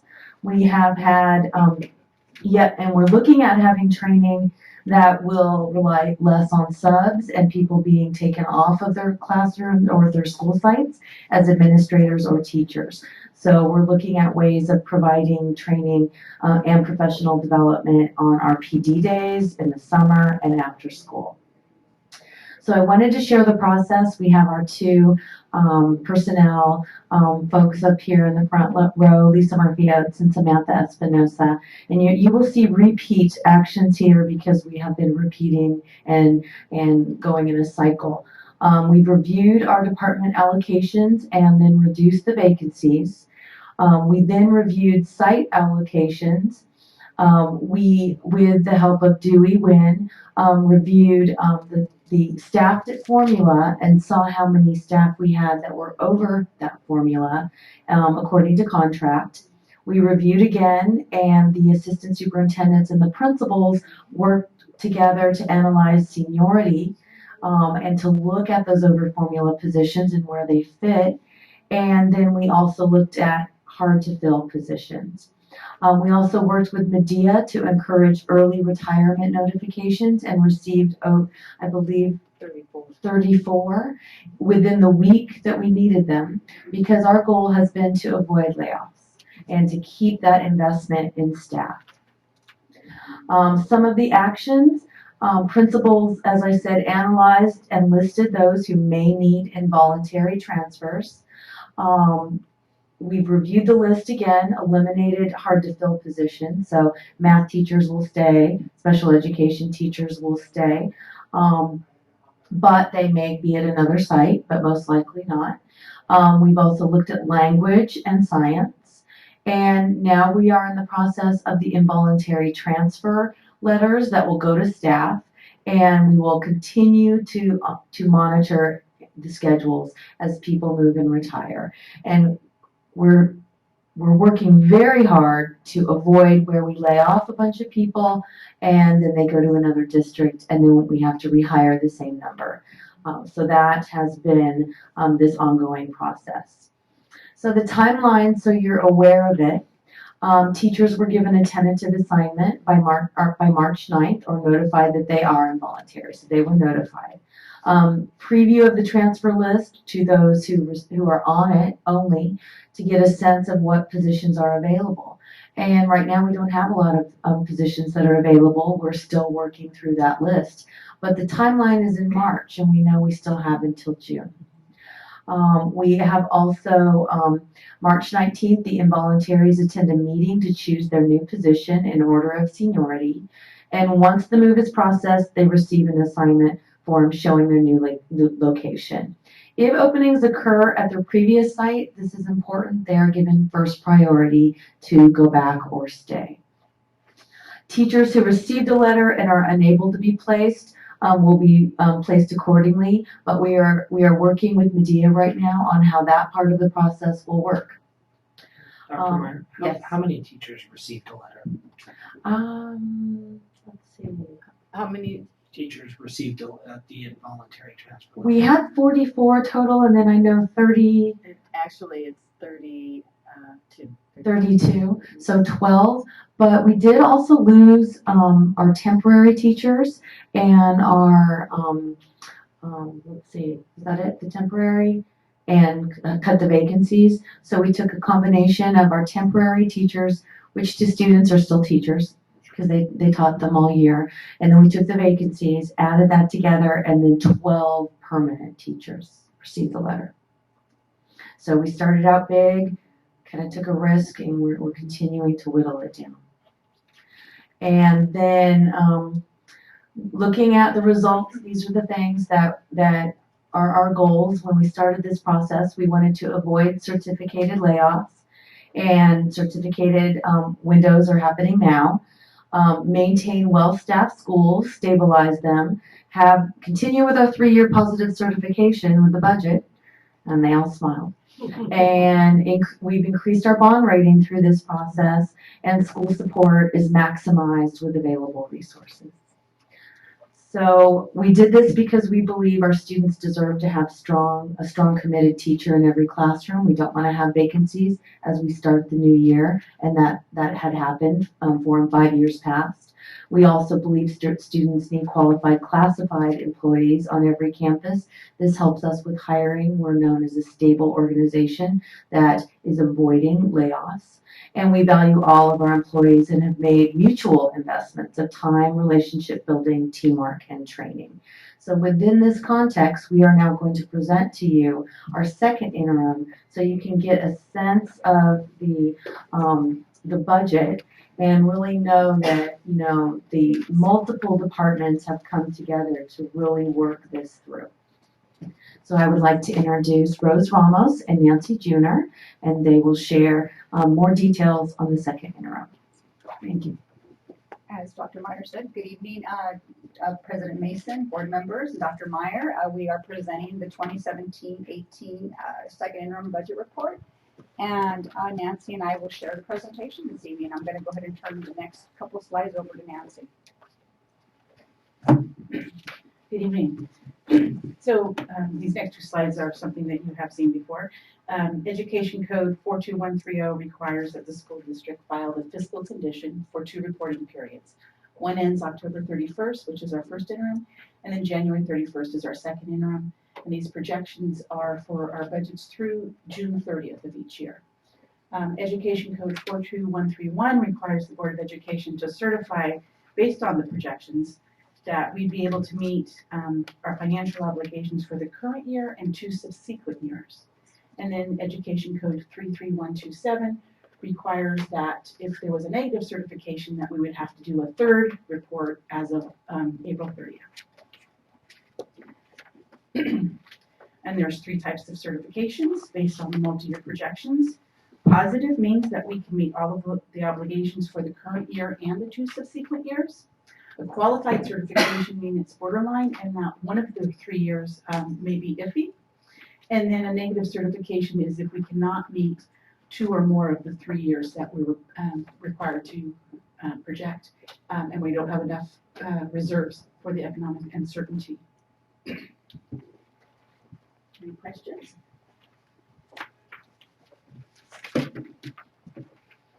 Okay, this next slide is a summary of our financial position as of second interim. It includes not only the current year, but the 2 subsequent years, which we're required to present to show what our financial status is.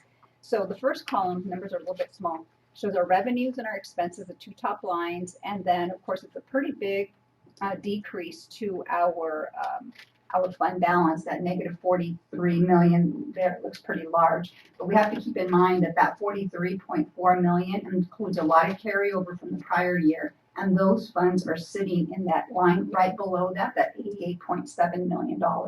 So if it were the normal year, meaning the year when we got that funding, part of that revenue would be sitting up in the revenue line and it wouldn't look so skewed. So that's why you have that big difference there.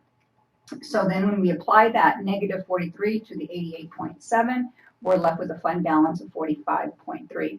And then the components of the ending fund balance, you've seen this before, this makes up what our fund balance is committed to, which are some of our non-spendable accounts, our restricted accounts, and then our assigned, and of course our required reserve. This first year, as we've talked about, we have a 2% required reserve because our ADA is still over that 30,000 benchmark.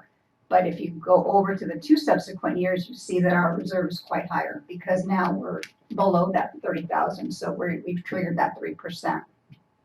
So I'm going to take you over to the next 2 years, and something really important to keep in mind. If you look at our decrease to the fund balance, which is your third line, it's also known as the deficit when it's in negative parentheses. It's a surplus when it's not in negative parentheses. So in 18-19, you'll see that that's declined quite substantially. And then the third year, it's declined again. There's a couple of reasons for that. One is because in the governor's January budget release that he proposes for the following couple of years, he is proposing to fully fund LCFF, which is 2 years ahead of schedule. So that's kind of nice for us because that helps us with that deficit a little bit sooner. And so our revenue went up compared to the last time we presented at first interim. And then the other thing, which Dr. Meyer talked about a lot, was the expenditures. We've been controlling those quite significantly. And we're also proposing to have some further reductions in our expenses in the out years when it comes to looking at some of our agreements and renegotiating those and really right-sizing some of our operating expenses as our enrollment does start to decline. So all of those things do help and reduce that deficit, which is what we want. We know that we still don't get enough money to fund all of our expenses, but whatever we can do to reduce those expenses certainly does help, and it does maintain that reserve at a healthy level versus depleting it completely. So then we go down for the 2 subsequent years and we look at our ending balance. For 18-19, we have 36.4 million. For 19-20, we have 33.4 million. Sorry, we're kind of getting lost there. And we're able to meet our required reserves and then, of course, all of our other components. So the next slide is simply just a recap of why there's adjustments made between now and, from the first interim to now, which are adjustments made for increases in state and local grants due to awards and donations. They finally come in and they're solidified before we're operating just based on projections. And then we make adjustments to the multi-year projections based on enrollment. Once our enrollment really comes in, we're able to project out.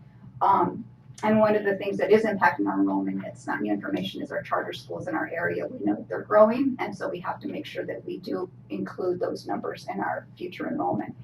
Revenue and expense projections, of course, they also were adjusted. And so also in the report are some other schedules. We have our attendance, average daily attendance. This has been updated since first interim, but we'll even have more updated numbers at the end with our P2 ADA cap, which is in April. We have a cash flow for our general fund, and we have a positive cash flow. Then we also have our multi-year projection, which Rose just showed the summary of. And then the other is the criterion standards review, which includes a lot of the other information that impacts the fiscal condition of the district. I have a quick question about the ADA. Do we monitor housing developments or things that are going around in the district that might impact that? Yes, we do try to. My office collects developer fees, so there's a lot of times that we find out even before they even come in, but we'll know that there's housing developments happening. The city of Pittsburgh's really good about giving us a heads up of what's happening. Sometimes there's impact studies that we get a copy of, so we're aware that there are going to be some things happening. So there's a lot of times we do know.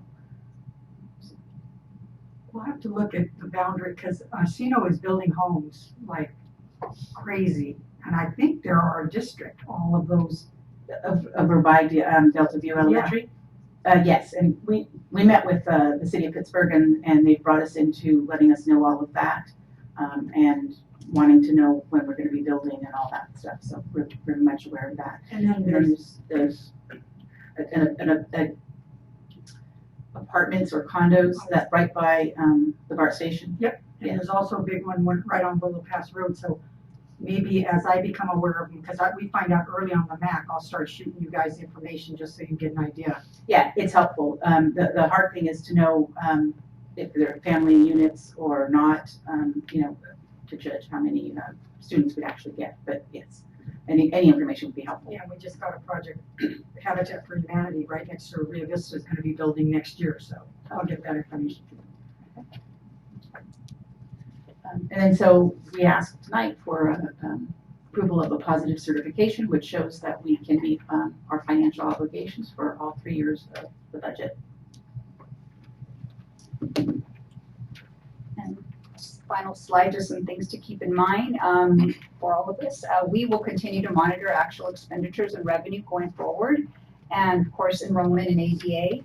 And then there's that risk with the uncertainty with unrestricted one-time funding. We do know the governor's proposing some of it, but there's already been discussion that may be used to fund possibly maybe increasing the base to LCFF. So it's a little risky. We have not built in that one-time funding into our budget. So, we currently do not run a risk of over-projecting revenue for that.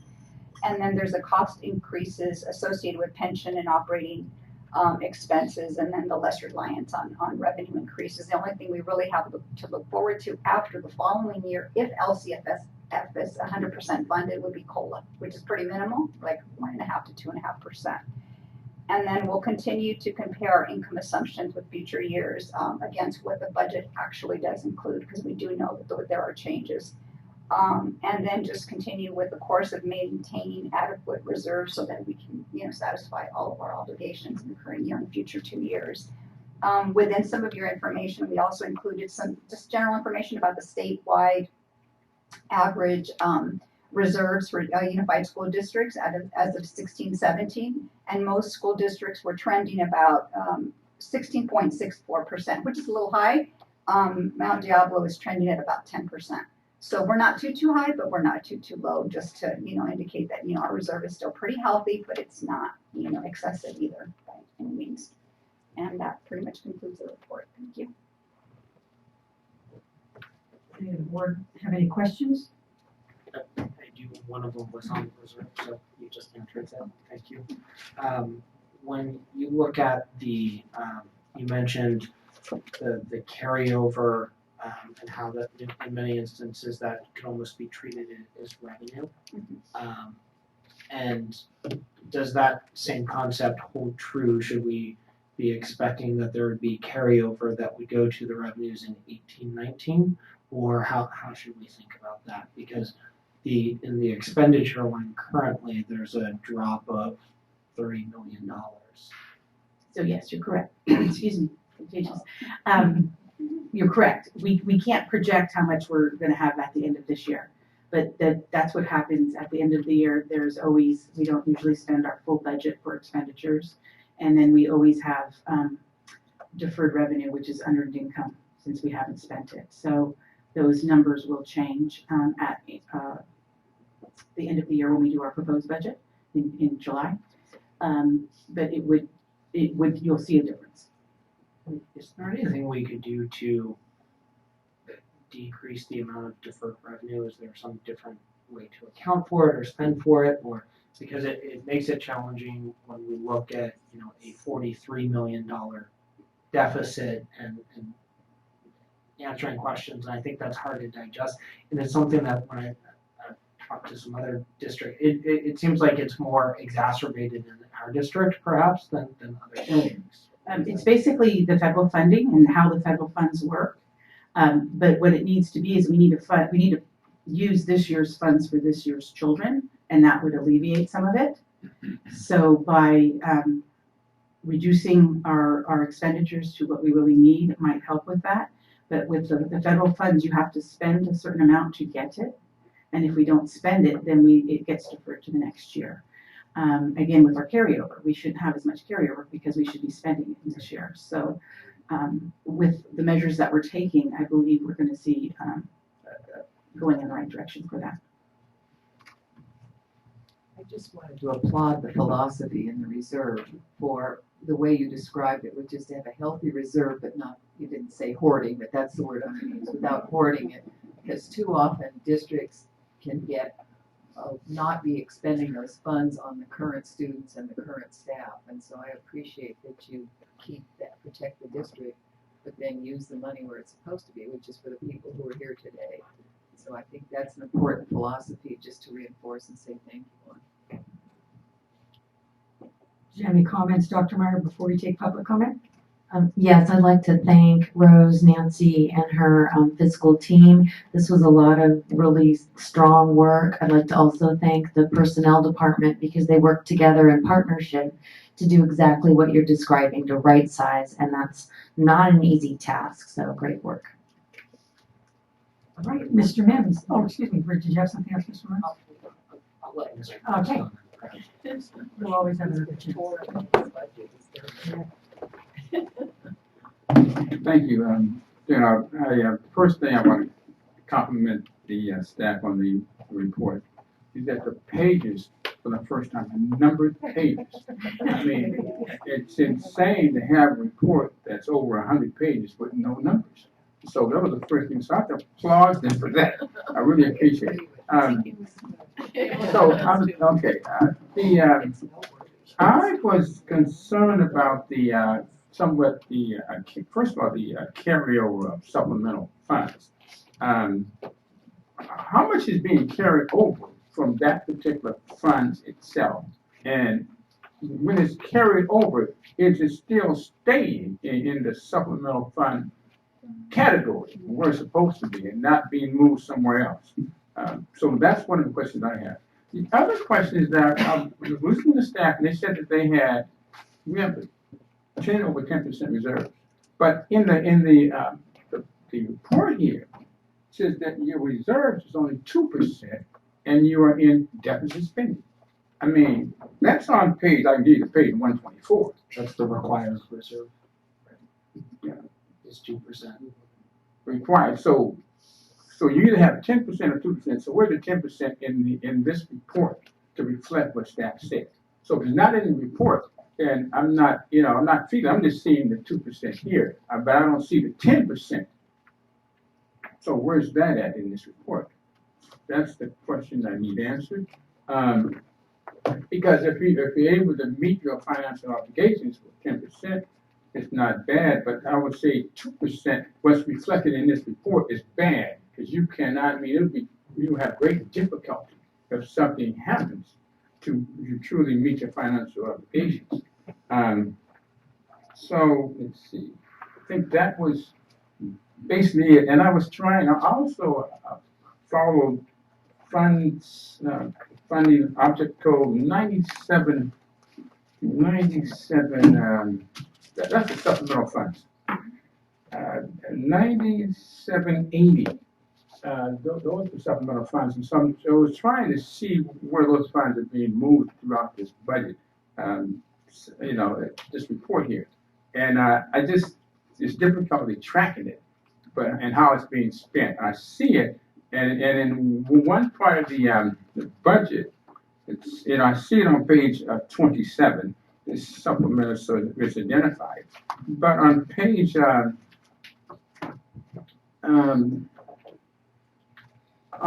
page 87, it's there again, 9780. It's just the 97, so I have to assume that this is the supplemental funds, the 9780. Am I correct in that assumption, that 9780? 9730? Some of it. I see 9780, I don't see 30 here. Okay. Supplemental.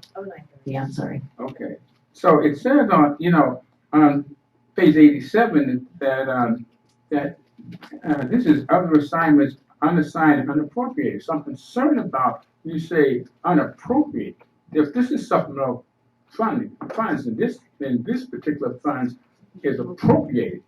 Okay, so that was somewhat confused on that. Also, on page 108, now it has it being assigned. So I can understand that, but the other page on 87 is not assigned unappropriated. On page 87, that's bond interest and redemption fund. So you wouldn't see LCFF, the supplemental funds applied there. But I'm looking at 9780. I'm going by that particular number there, because when I first come across 9780, it's supplemental funds. That's early on in this report. And so then, so now you're telling me it's something else. Well, no, on page 87. Okay. At the top of it, it says that page is bond interest and redemption fund. And the code 9780 has 0 in the 3 columns. So there was no money. That's the object code. Yeah, So the object code could be in multiple different funds. Okay. So what is the funding source for supplemental? It's the unrestricted. There is not a specific program according to the state. I can show you some Okay. of it. All right. Thank you. Let's see. Anything else here? Okay. I think that's it. It is, because the red light's on. Thank you so much. Oh. President Mason, I have, to the best of my ability, summarized Mr. Min's questions, and I will pass them on to staff. Okay. Thank you very much. So, and just to make sure I understand it, when we calculate the 10% reserve, I'm assuming that we're looking at the unrestricted projected balance of 39.15 million and weighing that against the revenues of 390 Yes, the million. expenses. The expenses of 390 expenditures of 390,479. Correct. That's what we calculate the 10% versus the required 2%. One question I have is that I've started hearing from parents that school sites are being told that for next year they will have fewer funds at the site level, and I was wondering if we could share kind of where we're at with that and what that looks like. Did they mention any specific type of fund, or what I can do is, I know Nancy has completed budget development for each of the school sites, and Nancy, if you don't mind, if you could share, is there any specific difference from last year in budget development? I think they are looking at their one-time discretionary. Yeah, they're unrestricted discretionary funds. Since there was so much carryover, we have decided that they got cut by 10%. But that 10% could be, a number different amount for each school. But it was they got their carryover, but then they got the current year in 18-19 will be cut, so that they don't just, because what we're finding is they were carrying over the same amount of money, and so if they don't need it, then we want to make sure that we are and using it for retirements and health. And the schools were, we had many discussions about it, and really talked about our goal of wanting to keep the teacher that was just hired, and to look at the funding for a reduction, not an elimination. And the discussion is, excuse me, if that if there's something that you need to talk to your assistant soups, and we work through and have a conversation about it. It's not as set in stone, and you're not getting that. Thank you. All right. If there are no more questions, I will entertain a motion. Madam President, go down to the base here. I move that the board approve the district's positive certification as recommended. Second. you.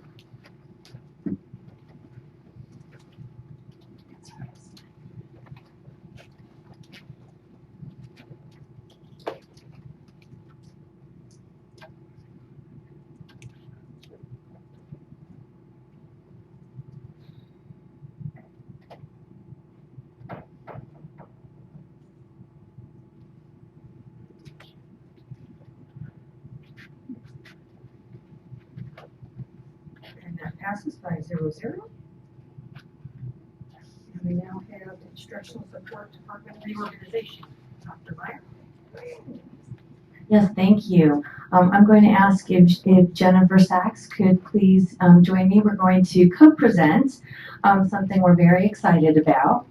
And this is the reorganization, an item for information of our instructional department to better support our schools and students.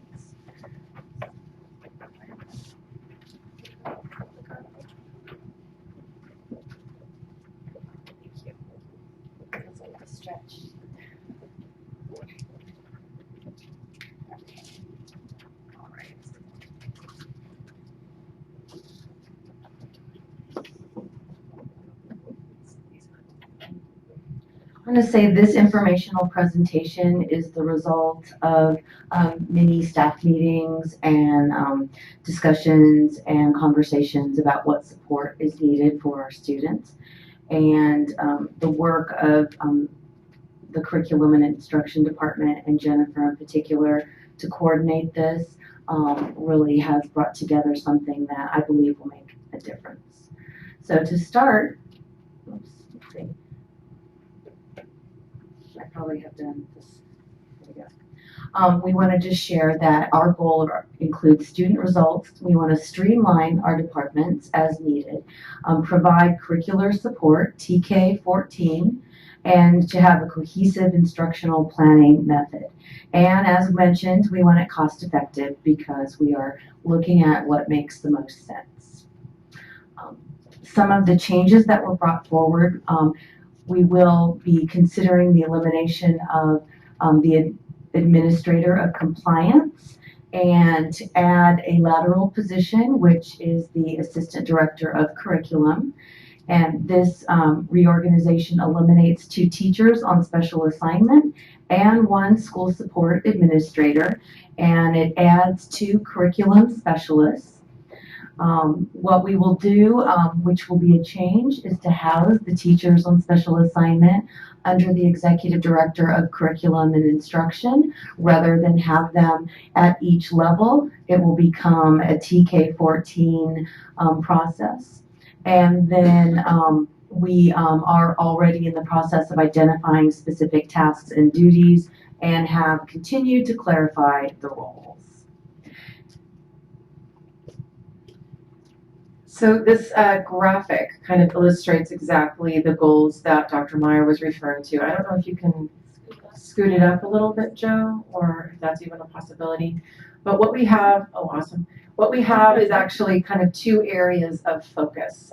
We've got kind of the green area, and these would be the main roles and responsibilities for the assistant superintendents in their support staff, which includes support administrators at every level, the director of student services and director of innovation technology at the middle school, director of adult education. And really their main focus is making sure that the elementary, middle, and high school offices, they're focused on instructional leadership, operations, community connections, and that they're really being, attentive and very responsive when principals and site leaders run up against different challenges. And with regards to whether or not an instruction or a safety issue, that they're available to do that. Right now, what we have going on is we have a lot of curriculum and instruction responsibilities being laid on top of that with the support administrators and the assistant superintendents. So we're looking to kind of realign some of those responsibilities into the orange area, which really would be the instructional support division, which the main roles and responsibilities would be they're really working on the curriculum and instruction, utilizing data to make data-driven decisions, the social emotional, areas of our students' lives, as well as really academic mastery at large. And so within the orange area is where we would house 2 curriculum specialists, one in the area of literacy, history, and AVID, the other one really focusing on math, science, health, and PE. I know PE has kind of taken on a life of its own recently, as well as some of the health topics, which it was spoken about tonight. So we think that's very appropriate. And then that assistant director of instructional support would be a repurposing of the administrator of compliance and training. Some of those duties, now that we've got full purchasing staff and we've got some other individuals that really do focus on certain work that is now housed with that individual, are now going to be realigned to other departments, and then they will be able to open up and take on some of the curriculum and instruction work.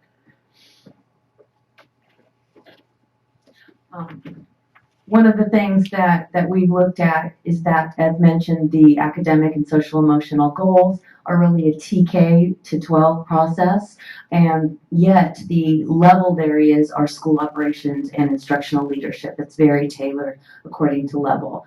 So they're supervised by leveled areas.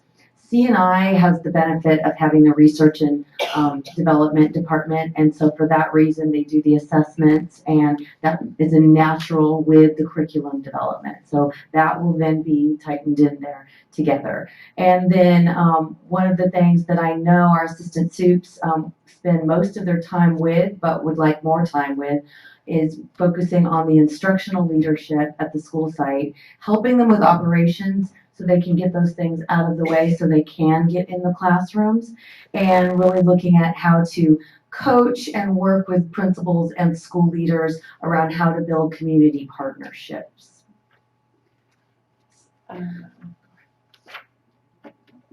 Some of the things that we're looking at is success for all students, as mentioned in the report that I gave earlier, aligning with the LCAP. Focusing our instructional support, aligning it with assessments, teaching teachers how to use those assessments for formative instruction, and then focus level support aligned with school leadership. One of the things that we continue to talk about is how do we develop principals. And so we have a lot of new principals, and we may be hiring a few, as we do each year. And so how do we navigate that, and how do we really develop strong leaders?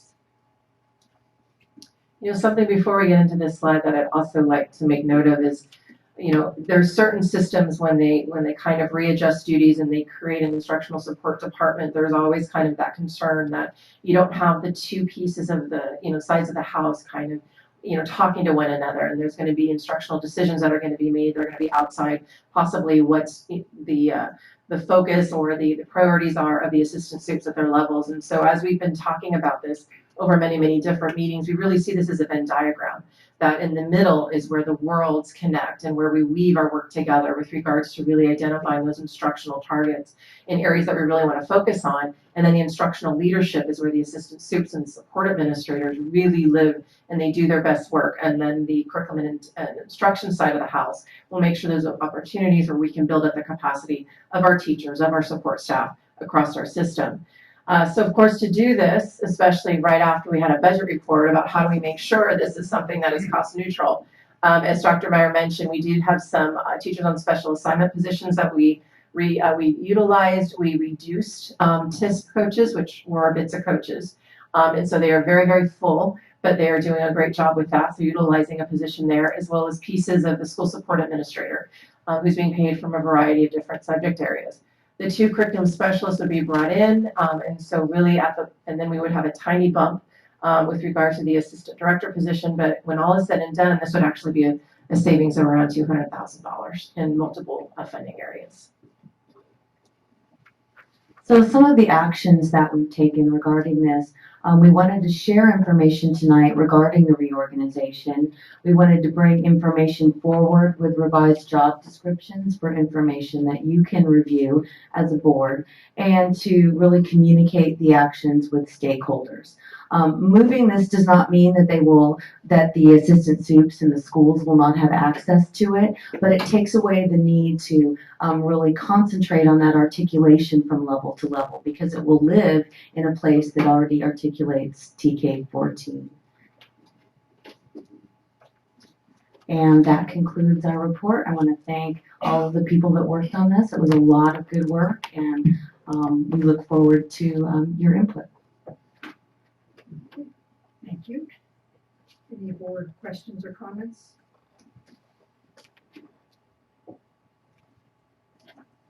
I know you're waiting for that input. I don't have any input. I just want to say thank you because I think it's clear that a lot of thought has gone into this, and I know that you've been working with kind of different renditions, chipping away at it. So I appreciate the fact that you're willing to continue to make changes because you figure out what's working, what's not working, and so I think it's great. I think it makes a lot of sense, and I'm excited about the possibilities now. So thank you. Ditto. And I would just say I appreciate the fact that Dr. Meyer, you're very thoughtful about this and the budget together to look at reducing the impact of a lower budget on our students because that's why we're here. Well, it's nice having someone you can just say, is it going to cost anything? And is it going to, that then kind of helps put that to kind of implement and make it work. So it's definitely a team effort. Did you want to fill out a card, Mr. Yeah, Mills? got it right. Okay. In a minute, as soon as we make sure Mr. Lawrence and Ms. Mayor will have any comment. You're fine? Okay. Mr. Mims, Yes, ma'am. bring your card on up.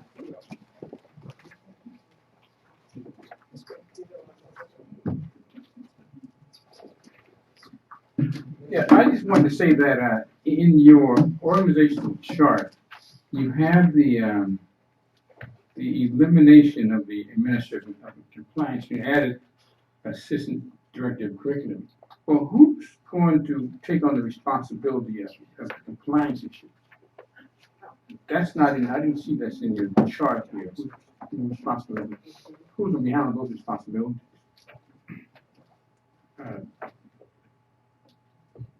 I can say that compliance lives in every department. And so what we're going to look at are the specific tasks, plans, for example, LEA plans, SSC, site plans, and evaluators certainly evaluate those site plans. And district-wide programs have been divided up. And so one of the main tasks that we're looking at were the online compliance staff requirements and kind of textbook ordering for Williams Act.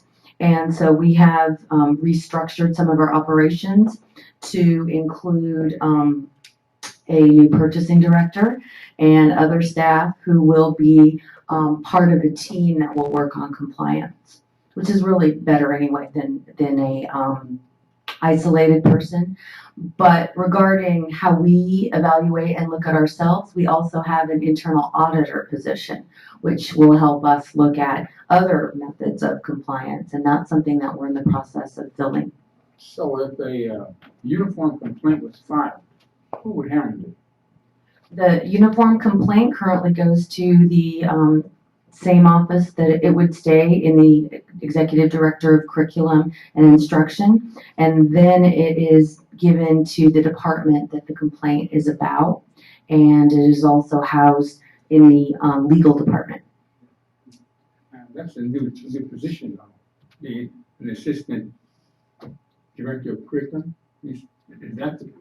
It would still be within the same department, and it would not be the assistant director of curriculum necessarily, although they might help support, documenting, logging, and that kind of thing.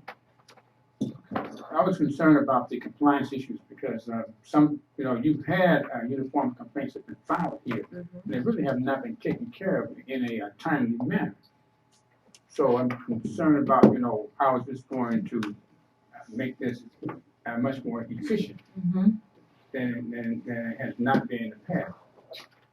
Well, we certainly, when we get our uniform complaints, we work with our legal department and the department where the complaint is made, and, work within the timelines that we're given and report back to whomever has filed the complaint as well as often to the CDE or other departments. Okay. One was filed last school year, and the parent nobody ever got back to it. If there's any specifics that you could leave with us, that would be helpful, then we can follow up. Well, I don't have the information currently. Okay, thank you. You know where to find us to pass it on. Right there in that mic. I would just like to note we don't have a time extension on our agenda as an item. So I'm just I noting, think we might be we, okay. we want to try to be okay. We're gonna try.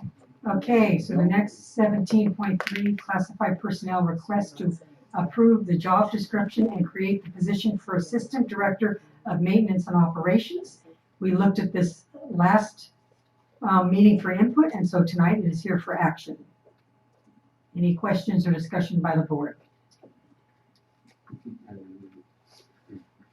If not, I'll entertain a motion. Madam President, I move the board approve the job description and create the position for Assistant Director of Maintenance and Operations. Second. Thank you. There's someone been waiting in the audience all evening. Serious. Not you. I know, not me. There are other people in the room. I know, better than you guys. And that passes 5-0. Very good. All righty. Next, we have a revision of job description for Assistant Director of Instructional Support. That is here for information tonight. Is there any questions or discussion? I have one quick question, Dr. Meyer. I noticed most of the strikeouts were referring to textbook Yes. process. That's just going to go to a different person, I'm assuming. Okay, that was all I have. So I would, no motion, it's for information. Okay, the next one is revision of a job description for Assistant Director of Instructional, or we just said revision of job description for Curriculum Specialist. Any questions or input for Dr. Meyer? Ms. Durkee, did you have some? No, I think both of these job descriptions were pretty straightforward and just a few little tweaks. Look good. And that brings us to fiscal transitions for Lakeshore Learning for the month of February, which Trustee Mayo, make your statement, please. I request that we conduct a roll call vote, as I may have a potential conflict of interest. My husband worked on a construction project for this particular company in the East. It was completed in December of 2017, but we have to go through this process for a year. We've got it down. So I'll entertain a motion. Madam President, I move that the board approve item 17.6, fiscal transactions for Lakeshore Learning for the month of February 2018. Thank you, Mr. Lawrence. Second. And I'll vote. Mr. Lawrence? Yes. Ms. Hanson? Yes. Ms. Durkee? Yes. And Ms. Mason votes yes. That's 4-0. And Ms. Mayo did not participate. Unless there is something else, we are adjourned.